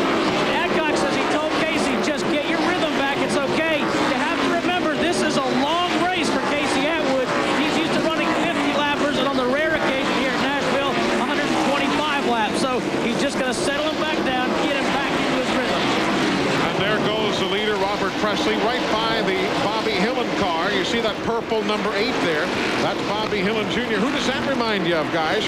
Marty Robbins' car. Yeah, when Marty same ran colors, here? exactly. Exact same colors that Marty Robbins had when he and Cotton Owens put those cars together here in Nashville. See Mike McLaughlin moving on the high side there. He's the 3rd place car right now.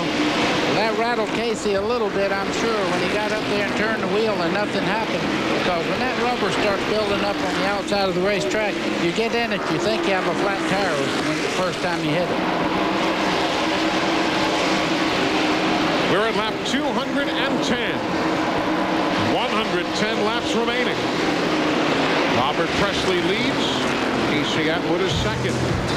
Mike McLaughlin is 3rd. Then Jason Keller and the rest of those drivers in the top 10 here in Nashville. We are all being treated to a magnificent battle for the lead. Casey Atwood has caught Robert Presley. Mike McLaughlin has caught the 2 of them. Jason Keller is just a car length and a half, now 2 car lengths further back. Around Ed Berrier they go. Randy Pemberton's been watching all of this from Robert Presley's pit. Well, Presley has come over the radio and made a little comment to his crew chief, just saying that the car's working good. They, in turn, said back to him, just run your groove and make that kid work for it. So that's what he's going to do. Experience. He's just going to run the line that he wants, and hopefully he can hold him at bay. Here they come off turn 2. Well, he better start chopping wood right now because he's making a run on him going into turn 3. The one thing about Casey Atwood, he has not run into one person to make a pass today. Every pass he's made was good driving. He had the momentum there, but they've got to go around the lap car there, the 17 car, Matt Hutter, I believe it is, Matt Kenseth. That was Stanton Barrett on the outside. You could see him threading by as they come off the corner. He had gotten out on the high side of the racetrack and had almost stopped. And Dennis Adcock looking on and watching as the crew chief.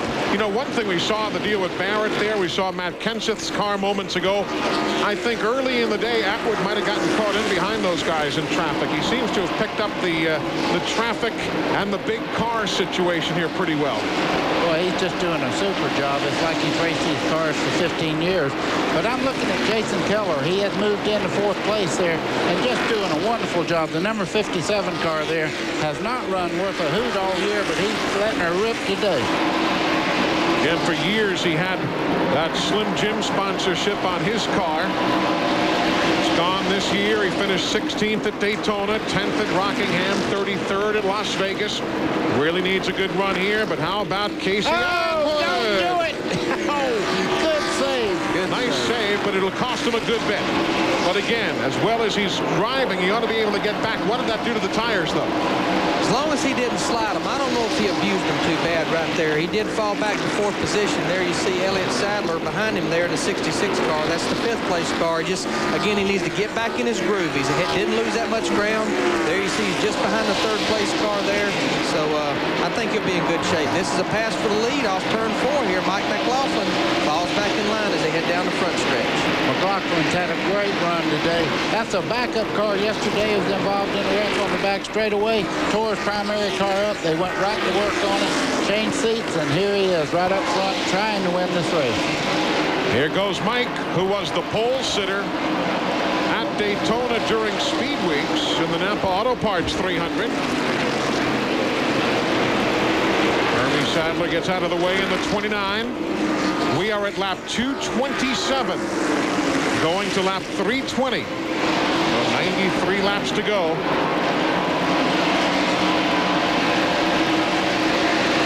Here comes McLaughlin. Now, he has the preferred line right on the bottom, but you can watch Robert Presley. That is a guy that knows how to run short track. Well, Robert's a veteran, obviously. He gives you enough to get in the corner, but not enough to really make a run on him. Grand total of 10 victories in this division for Robert Presley. Last one, though, was back in New Hampshire in 1993, so it's been a while. Oh, we got lap traffic in there side by side coming off turn 2. Again, Bobby Hillman, you saw him waving. He's out of the way. Slowing down, McLaughlin sneaks on by, grabs the lead. And gets tagged by Robert Presley. How's your goldfish swim? This is short track like racing that. right here. Lap 230, it swaps around. Robert Presley now settling down in second. Randy, I'll tell you, it took a while, but McLaughlin's bunch obviously has gotten that car awfully nicely dialed in. Oh, man, they've done a heck of a job on this car. I can tell you, they about came out of their skin when Presley got into him coming off before here, and they were doing a little pointing up towards the 59 pit. Made a little gesture to the NASCAR official, but they're all calm and cool. They think they got a car that can want to win this thing, and Presley coming back again. They've got Porter's car, the 48. They've got Jason Jarrett, the 32. Lapped cars right there.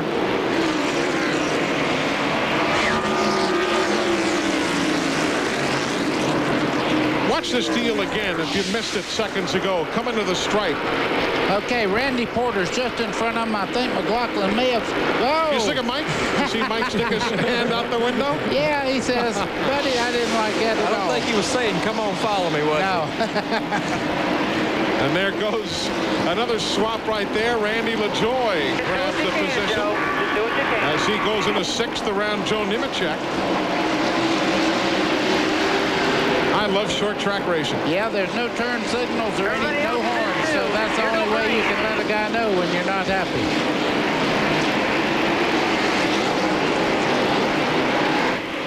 Mike McLaughlin leads. Robert Presley second. Jason Keller is third. Casey Atwood is fourth. Oh, Fedewa's car is very, very loose in the center of the corner there, the number 33 car. Dale Earnhardt Jr. is running in 9th. There he is in the number 3, working inside of Jimmy Foster. Sterling Marlin is right behind him in the 1. He's running in 10th. And the 00, Buckshot Jones 11th, going for 10th. That was lap times you could hear the spotters giving 2040. That's pretty quick at this stage of the race. Now the pole speed was a 19.19.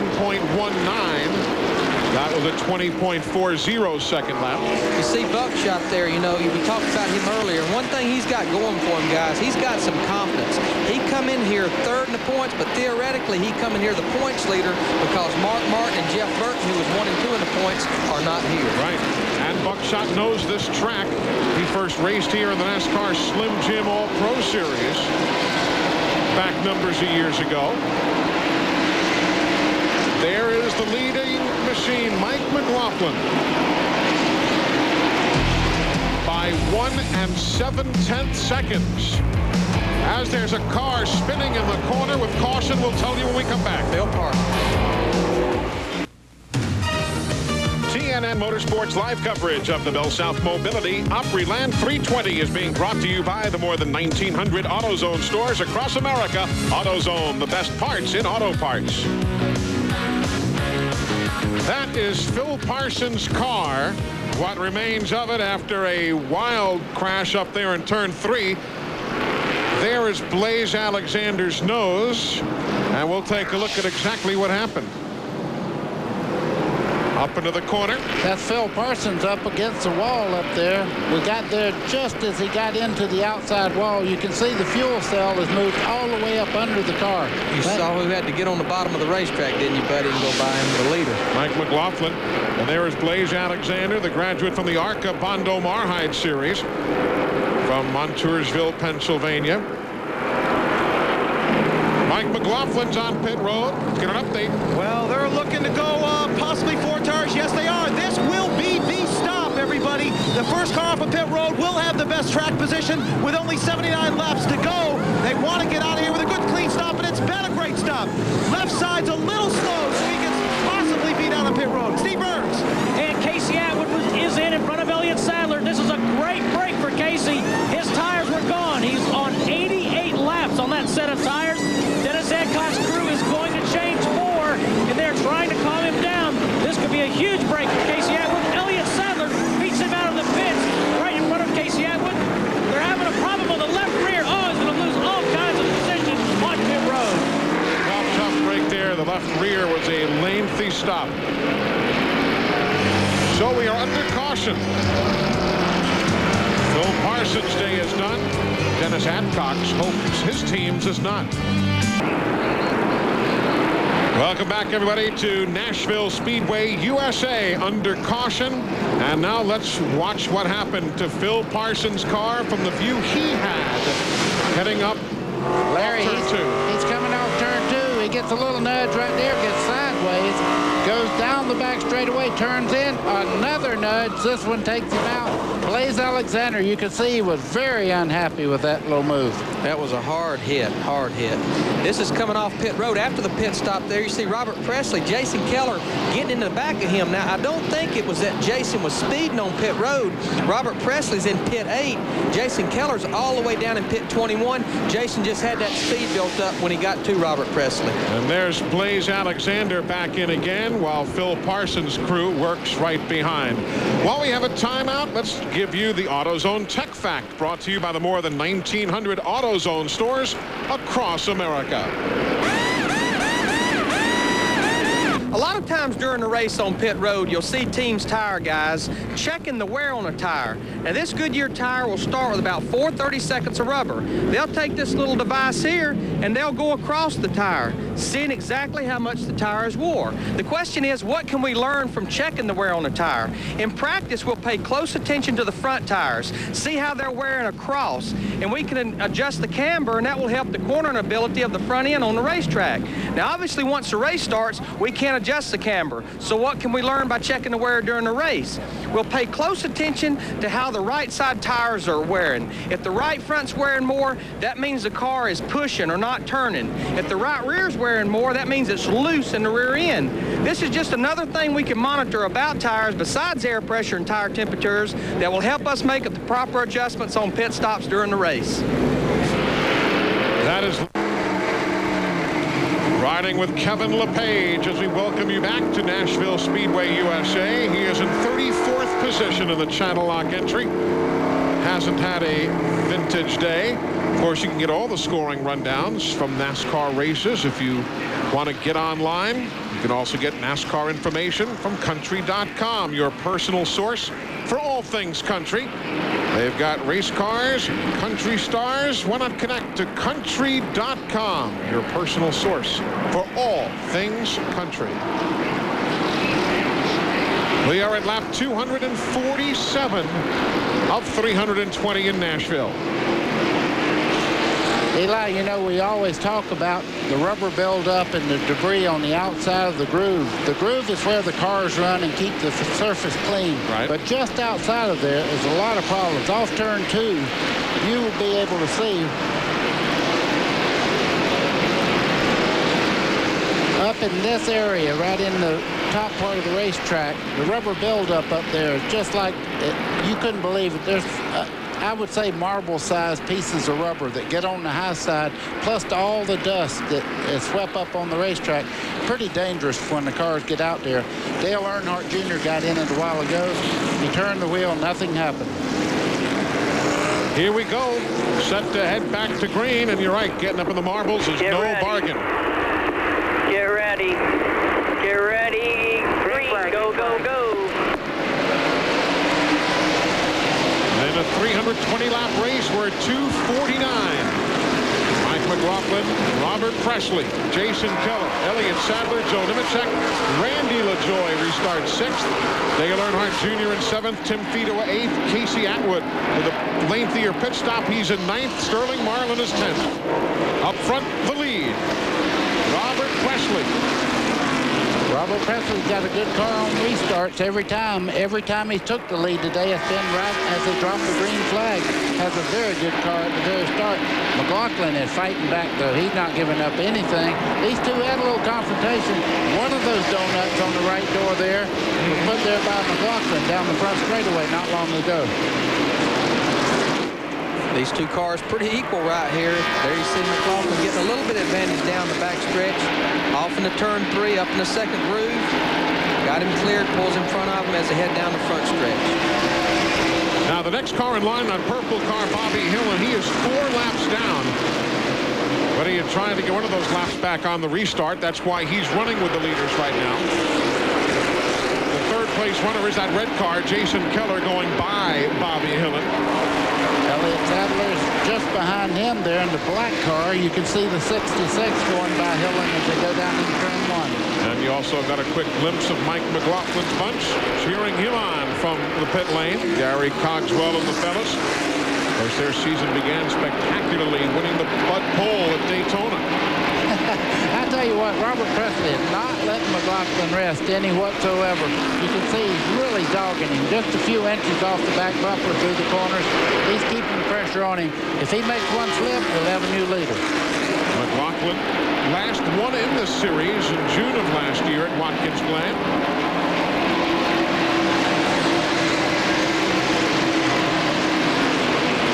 Mike's fiance looking on. Yeah, you don't have to say a thing. You can tell. Boy, I mean, she is really keyed up. The girls watching the race have a lot tougher time than the guys out there doing the job. They're doing what they want to do, and they know they're doing, when it turns, it turns the way they want it to. The people on the truck, they can see things the boys in the cars can't see. Lap 256. Presley's right there. Joe Nemechek is there, the 87. The 3 is Dale Earnhardt Jr. That's 5th, 6th, and 7th with Randy LaJoie in the mix also. I would say that maybe the front end of the 3-car of Dale Earnhardt Jr. might have a little bit of damage to it because he did hit the outside wall pretty hard, but he has soldiered all day and kept that car in contention. Overcome a really bad pit stop early in the race, about mid-race, and then fought his way back there racing for 6th position.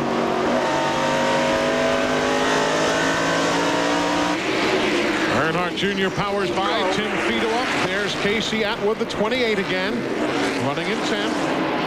Casey had a bad pit stop, had a left rear problem where they couldn't get the tire on the car, dropped way back. He's trying to fight his way back to the front, and one of the fastest cars all day. And Chad Chaffin right behind them, running now, not on the lead lap, but at this moment, keeping up with the race leaders. Chaffin is 5 laps down in 31st position. It's got to be a thrill for that young guy running Sterling Marlin. Casey Atwood's racing with Sterling Marlin, as you see Earnhardt in them. But look at this fight right here. The winningest driver of all times at this speedway, Sterling Marlin, with 51 victories, going against a young kid. Everybody says it's the next superstar. He's a good one, no doubt about it. But Sterling, as you say, loves this track. He was on the pole here in 1996 for this race, Sterling Marlin was. Wrecked later in the day and wasn't around for the win, but and of course Mac Martin gives you a good race car. I mean, Larry Pearson's day, a lot of guys have driven that car so very well.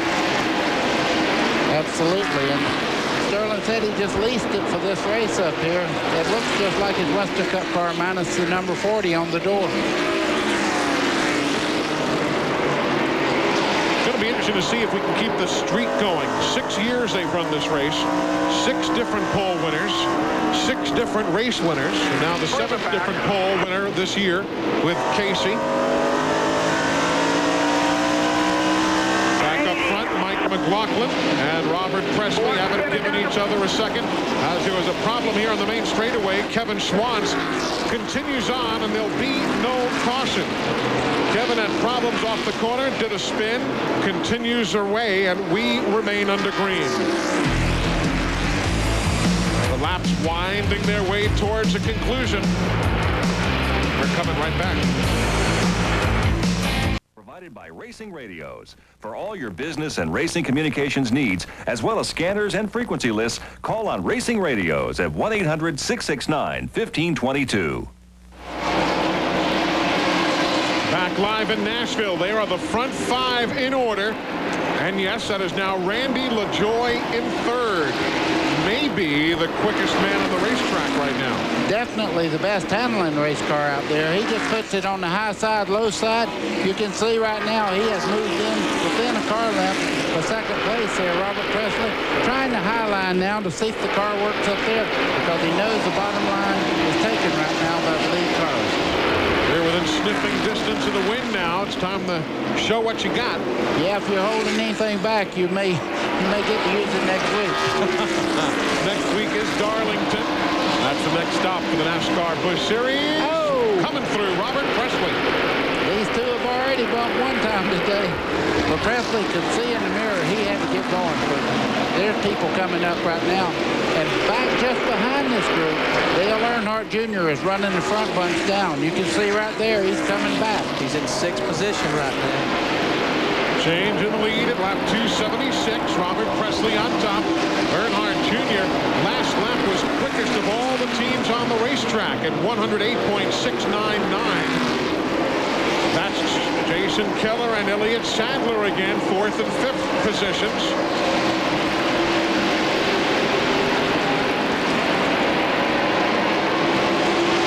We've got Ed Berrier just ahead of them there in the 77, not on the lead lap. And he'll give everybody plenty of room. Ed's running about 18 laps down after problems earlier. Around Patty Moise in the 14. Patty is in 35th position, 10 laps down.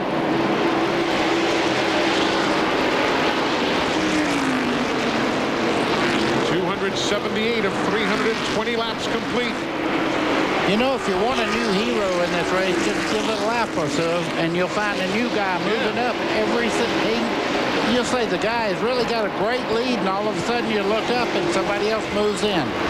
Randy LaJoy, strong third, challenging Mike McLaughlin for second. His crew chief is Steve Bird. Amazing day for these guys. Steve, a great day. How have you done it? I don't know. You know, we started off real loose here. I hope we didn't take too much tire off right now, you know. But this base motorsports crew, man, they never gave up. We've been working on this thing all day, and we got back up front here and got where we're supposed to be. You know, I just want to say hi to everybody at home, and Henry J's having that party today, St. Pat's Day. And both the base motorsports, we're going for it, man. Okay, I'll tell you how loud it is down here. I had to write down the for him because there's no way he can hurt it. I bet you can tell the noise level in there.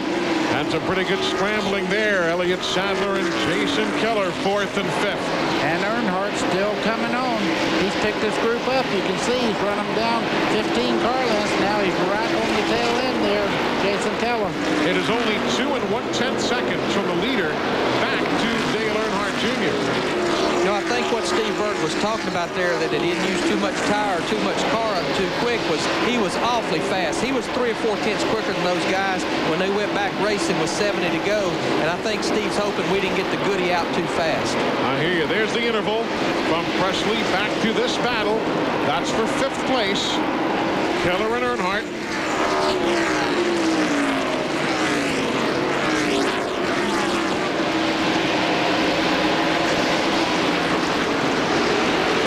Working through traffic. Heavy traffic. Side of Mark Green. Closing in on Kevin Schwantz. Lyndon Amick will be next ahead of them to negotiate through. Closing in on the finish. Stick around. We're coming right back. TNN Motorsports live coverage of the BellSouth Mobility Opryland 320 is being brought to you by Napa Auto Parts. At Napa, we keep America running. The leader, Robert Presley, in the 59 car, just working his way through a mess. Literally, he made it 3 wide here seconds ago to try and go around some folks. They have gotten around Randy Porter.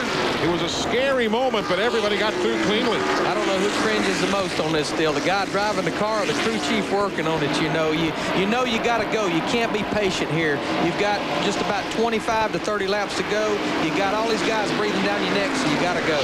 Take a look at this stuff, folks.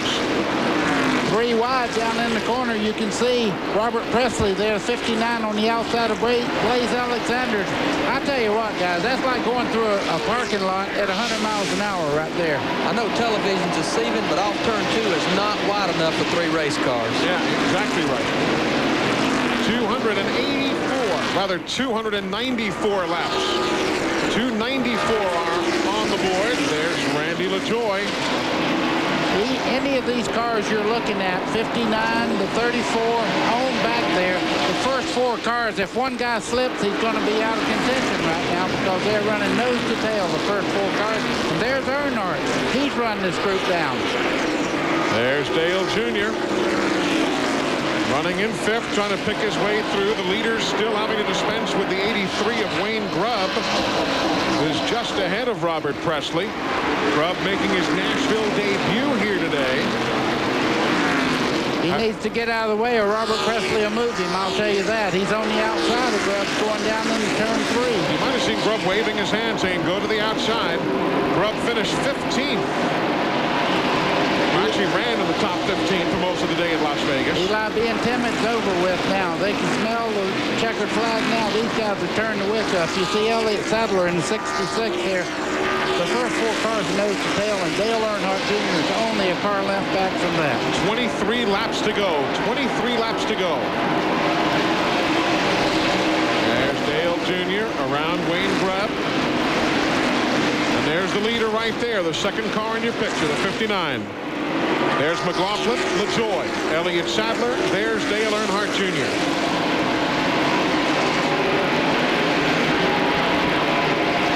We're going to break away, and when we come back, we'll take you to the finish of the BellSouth Mobility Opryland 320.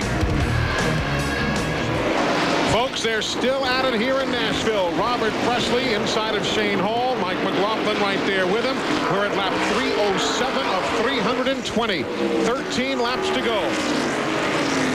Randy LaJoie has gone wide in the corner. He has fallen back off the pace. There are the front two.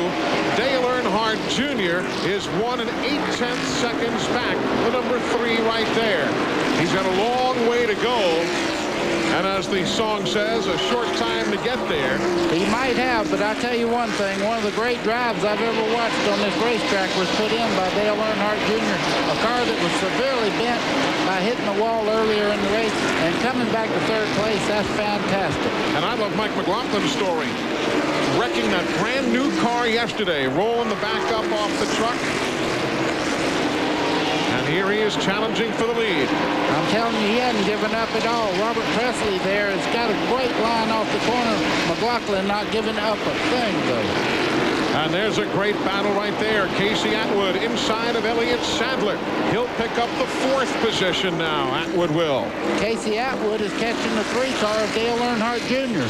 He's really turning the wick up in that car. That shows you what track position means. Had that bad pit stop, went all the way back to 11th to 12th. It's taken this many laps, even though he's got a fast race car, to get even back in contention at all. There's the front two. There's 3rd and 4th right there. Well, I'm glad we have a good TV up here to watch, because the people in the stands are standing now. Everybody's pulling for Casey Atwood and for these 2 guys. Robert Presley and Mike McLaughlin are wheel to wheel off turn 2. A lot of lap traffic there. Ed Barrier and Mark Green going to be a big factor here. Oh, they touch. Around they go. McLaughlin takes the lead. Caution is on the speedway. Presley's in the wall. Atwood goes by. Earnhardt goes by. Oh, and Sadler gets collected on the low side of the racetrack. Caution on the speedway. Earnhardt didn't get by unscathed. You see the right front caved in. Caution. Lap 313. And a lot of cleanup to be done. A lot of damage to the right front all the way back on Earnhardt's car. He couldn't get by the car spinning down the racetrack. Sure, NASCAR is going to do everything they can to get this cleaned up as quick as they can, where we can get a little bit of racing in, but there is a lot of cleanup, a lot of debris in turn 3 and 4 from this wreck. And you see Mark Green there letting down the safety net. There is Mike McLaughlin of Waterloo, New York, looking for his 4th win in NASCAR Busch Series competition. Eli, I was watching the wreck, and I still don't know how Casey Atwood got through there unscathed. He does not have a mark on that race car all day long. Sitting in 2nd place right now. How about that? Pit road is closed because of congestion on the low side of the racetrack. We'll take another look at it here. 77 is Barrier there. Coming down the backstretch, of course, the 77 Barrier, Mark Green, both lap cars here as the leaders come on them. Presley gets in the right rear of Mark Green, gets into Ed Barrier. They slide up the bank and they're into the wall. Presley backs into the wall hard there, buddy. Yeah, and you see Ed Barrier starting down the bank over there. That's where anybody that wanted to go by these guys would have to drive down. Now you see them all coming down the bank. See Mark Green there in the 37 gets hit in the right rear corner. That turns him in to Ed Barrier. And there goes Robert Presley, also badly torn up against the wall. Watch them as they come down the racetrack here. Now there goes Casey Atwood in the white car right down there. That's how he got by. And then seconds later, Elliott Sadler came through and got rubbed. Meanwhile, Gary Cogswell, Mike McLaughlin's crew chief, is waiting and hoping.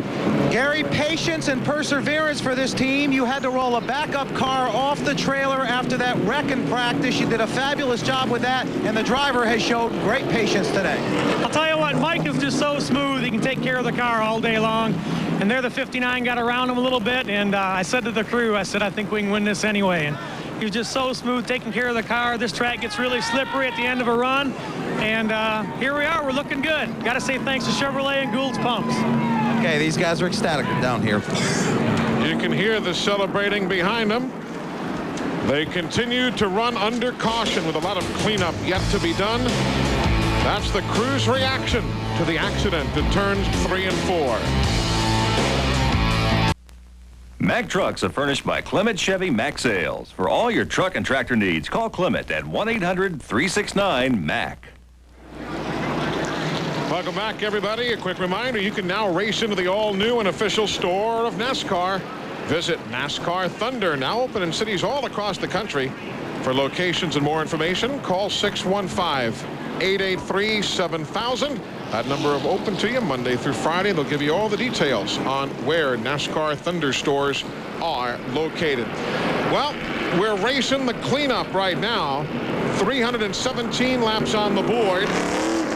They're trying to clean cars off the low side of the racetrack. There's still a race car down there in turn 3 and 4. And effectively, this is going to wrap the day up here, because if they come to the stripe here, it'll be lap 318.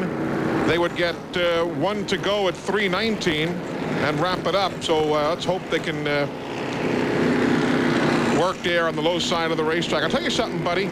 Dale Earnhardt Jr. has some cosmetic damage there to that car, but maybe nothing more than that. You can see just behind the wheel, so it's really in the door area. That is not the running gear, so he's okay. I believe Daddy'd be proud of that. I would think so. And guys, they could not give them the white flag this time, or the green flag rather this time. This race is going to end under caution. They'll get the white the next time by, and then they will get the checkered flag under yellow. Just not enough laps to clean things up. There's still one car on the low side of the racetrack. Steve Burns, Robert Presley's bunch, got to be awfully disappointed, huh? Yeah, what a heartbreak. Steve Plattenberger, the crew chief. Great run, Steve. Just weren't there at the end. Well, great race car. I want to thank Robert and Kingsford Charcoal Match Light. We had a great race car. We went to bed last night and everybody was shaking their heads going, well, what do we do? Chassis specialist up there, Ray, come in this morning and said, this is what we're going to do. And I said, that's good. That sounds good. And I fixed some shocks this morning, and I guess it worked. We didn't change the car all day, just put tires on it and running for the lead there, and they got into 2 lap cars there and took him out. I mean, that's part of racing. We'll be back, I guarantee you that. Robert's good. He's best out there, I think. Great run. Thank you. A lot of disappointment down there, but indeed, Robert Presley did a heck of a job, and Mike McLaughlin just following the pace car for another half mile to pick up his 4th career victory on the NASCAR Busch Series, to go along with the win at Dover in 1995 and the 2 wins last year, 1 in Loudon, New Hampshire, and 1 on the road course at Watkins Glen. Although it's ended under the yellow, nobody can leave here unhappy. Great race. Mike McLaughlin run up front all day long. He was a contender all the way through. Casey Atwood, what a great drive. Dale Earnhardt Jr. in 3rd place, a great job also. Well, Casey's going to finish 2nd with the other guys who got taken out of the picture and all. He will finish 2nd. Dale Earnhardt Jr. will come across 3rd. Randy LaJoie will finish 4th. Oh! That'll wake Gary Cogswell up on a chilly day here in Nashville. Not that he needed to be woken up. But the Gould's Pumps team in Victory Lane here at Music City. One of those nice Gibson guitars will be given away to that young man, and we'll be in Victory Lane with them when we come back to Music City. It's all over, and the streak is still intact. 7 years, 7 pole sitters, 7 winners. Mike McLaughlin is in Victory Lane here in Nashville, Tennessee. Steve Burns, they earned that one from yesterday's wreck right on through today. Boy, what a weekend, Mike. You guys destroyed a car yesterday in the morning, pulled out the backup car, and here you are in Victory Lane. It says a lot for this Gould Plum Chevrolet. I mean, the car was good. We had a brand new race car here, destroyed it in practice, unload the backup. I mean, Gary called a great race, big guy. Does a great job of the setups. The entire crew did a great job on the stops. We got track position, plus we were going forward on the track. That's the way we like to get him. Junior would look like he was good early. I would have liked to run him, but I just want to thank, Chevrolet, Goodyear, Gould's Pumps, everybody that stuck behind us. It's been kind of a tough couple weeks, but we're headed to the front. Well, Mike, you got the guitar here that's famous at Nashville. Do you know how to play that thing? No, but it'll make a nice trophy, that's for sure. Mike, at the end of the race, you had a great duel there with Robert Presley. Talk about your emotions there. Robert was a little aggressive, you know, before that point and at that point. And I was just kind of there waiting, biding my time. And I tried him a couple times and kind of abused the right rear. It got a little loose, so I had to regroup. And I was ready to make another run there and run up on them lap cars, and just a little impatient, I guess. You know, Mike, this is the kind of tracks you grew up on. Any extra special emotions winning here? No, I'll tell you what, any win is good. But short, you'd think I'd be better on the short tracks, but we've been struggling, but it seems like this Gould Plump team has really turned things around. Well, congratulations. Enjoy the win. Let's go to Randy. Well, Casey Atwood, congratulations, young man. You just drove a well of a Busch race. Yeah, we did. We stayed up front all day. That's just what we wanted to do. We think we had a good car to win, but lap traffic got us a couple times, and we just ran out of laps at the end. I was hoping we'd get on the green because they told me in the pits I was a little faster than him. I think we could have got around him, but we'll get him next time. A pit stop problem, is that one of the things that put you back there? We got blocked in one time in the pits. We had to angle it in there, but we had pretty good pit stops. We got out usually about where we was, and that last time I got hung in there a little bit, so it was all around a good day. Your thoughts on the future in this business as far as the Busch Series goes? Where do you go next? Well, if we get a sponsor, we'll run the rest of the season this year, and hopefully a full year next year. And thank you, Randy. And hopefully run a few cup races in the next few years. Let me tell you what, if we can pan this camera around here and show this throng of people in support of Casey Atwood, they know he's going to be a superstar, and he is one in the making today. And, of course, that guy right there, Randy LaJoie, you heard him come by and say, heck of a race, and that's a nice testament from a man who himself is a two-time champion in this NASCAR Busch Series. We've got a lot more coming your way. Don't you leave, so stay with us as we come back to Nashville Speedway USA. We'll talk with a lot more folks, and we'll learn more about Casey Atwood. All of that yet to come. Well, that was a great race here today in Nashville. We'll give you the full rundown in a few moments, but you can also get it by getting online at NASCAR Online, www.nascar.com. Your 24-hour NASCAR Garage Pass. You'll have all the news, the full story from here in Nashville, all the previews for Darlington next week. So check it out today and every day. NASCAR Online. Dale Earnhardt Jr. came home third today. Randy Pemberton, a very solid run for him. Oh, man, he did another heck of a job, Junior. This must be a lot of fun. Well, it ain't a lot of fun running second and third every week. I mean, we want to be in the winner's circle. The AC Delco guys, you know, done a great job today. And I can't say enough about that Chevrolet Monte Carlo. And I want to, you know, thank everybody who's given me the opportunity to be here. And every time I keep knocking a dent in it, they keep pulling them out, and we keep on racing. So one of these days, old driver's going to put it in victory lane for the guys. 2 or 3 problems today. One almost, or maybe you did brush the wall. Then the problem in the pits, had to back up, put it in reverse, and stuck it in reverse. You got to fix those pit stops. Yeah, I know. I keep on messing up in the pits there. One of these times, you know, we keep on practicing, and it's just rookie mistakes that keep on getting me. I got up in the marbles, got in the wall, didn't get into it too hard. Just knocked the toe end out, made the car tight on long runs, and we tried to work on that, but it just wasn't enough to win the race today.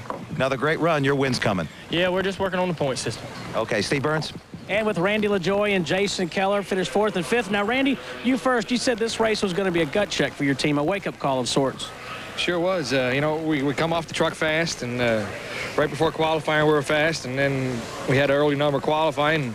Not early enough, because one of the guys went out there and crashed and oiled down the track real good, and I was second car out behind him and just didn't get a good lap in. I mean, just slip and slide. But to come back from 23rd to finish Chevrolet Monte Carlo run really good. You know, Piggly Wiggly come on board and Kool-Aid, and you know, the race team worked hard. We made a bunch of chassis adjustments during the race to get us up into position. I had to, even though it was a cool day, I had to sweat a little bit, and you know, guys like Jason were nice to me today, and we ended up finishing 4th, so this is a good deal. Jason, also a great run for you. You were 10th at Rockingham, another good finish today. I know you guys are hunting a sponsor. That's the way to do it.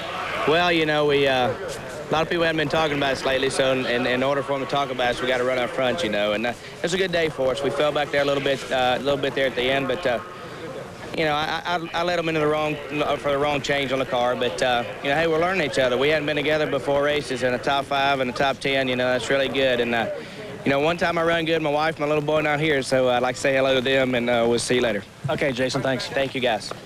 Mike McLaughlin, who won the race, led 4 times today for 51 laps. Interestingly, the most laps were led today by both Robert Presley and Casey Atwood. They led the exact same number of laps, and the significance of that is, unlike years past, this year the NASCAR Busch Series is giving you points for leading laps and leading the most laps, the same way they do in NASCAR Winston Cup. So what was just something to brag on in the past is now something that really pays off in the season-long standings. Let's take you all the way back now through the 43 drivers who are in the field today. We've talked so much about that bunch. Again, Tim Fedewa, backup car. He came home in 8th. Dick Trickle very quietly in 9th. And how about Elton Sawyer?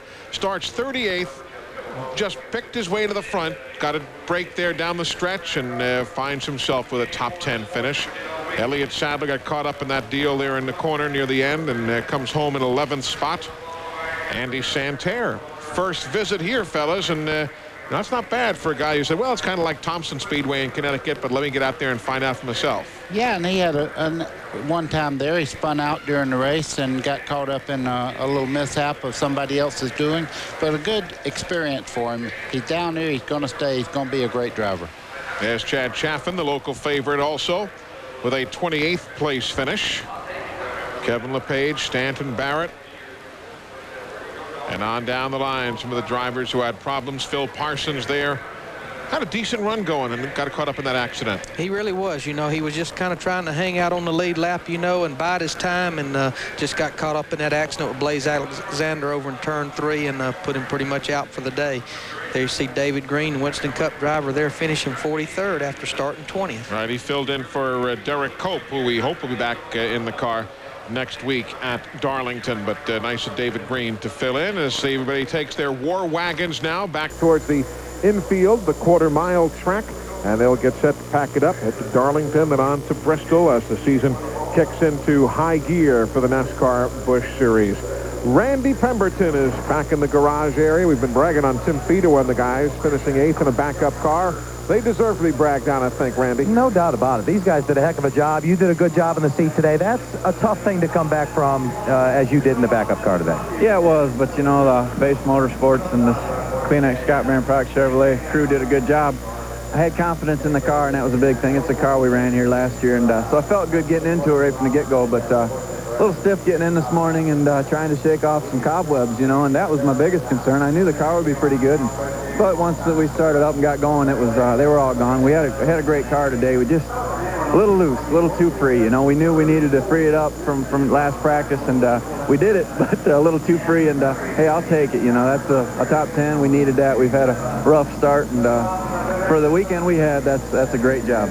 Was that something you tried to change under caution but weren't able to tighten it up enough? Yeah, it was. I mean, I told the guys it was like we put tires on, kept putting different tires on, and each set was just a little different. Our first set was actually our best set, and that's the set I tried to get back to, and the guys tried to get their pressures back to that, but we never could quite get there. But that's okay. We had a good race car. We you know, we didn't hit nothing today, so that's a good thing. Okay, good point run for him today. Steve Burns. Well, Randy, I'm here with Robert Presley, and Robert just said we didn't win, did we? But, boy, you were close, Robert. No, I tell you, I'm real happy with all these guys, you know, Kingsford Charcoal, Match Light, 360 Communication. We had a good race car today. We've had one all year and just a little circumstances, but we got our qualifying down a little better this week and just got messed up again on this big race here, but that at Darlington next week's nicer. Let's talk about what happened there at the end, Robert. You and Mike were going for the win, and just what happened from your point of view? Well, I just, you know, I knew as long as I could keep traffic, you know, moving out of the way, I could beat Mike, you know, but his car was as good as mine or better. It was about time for him to take over because after 70 laps, he was real good. But I knew maybe, you know, just using my head a little bit and, you know, try to snooker him that I might win. But if that hadn't happened, they might have been a bigger deal than that after that. All right, thanks, Robert. Good, Randy.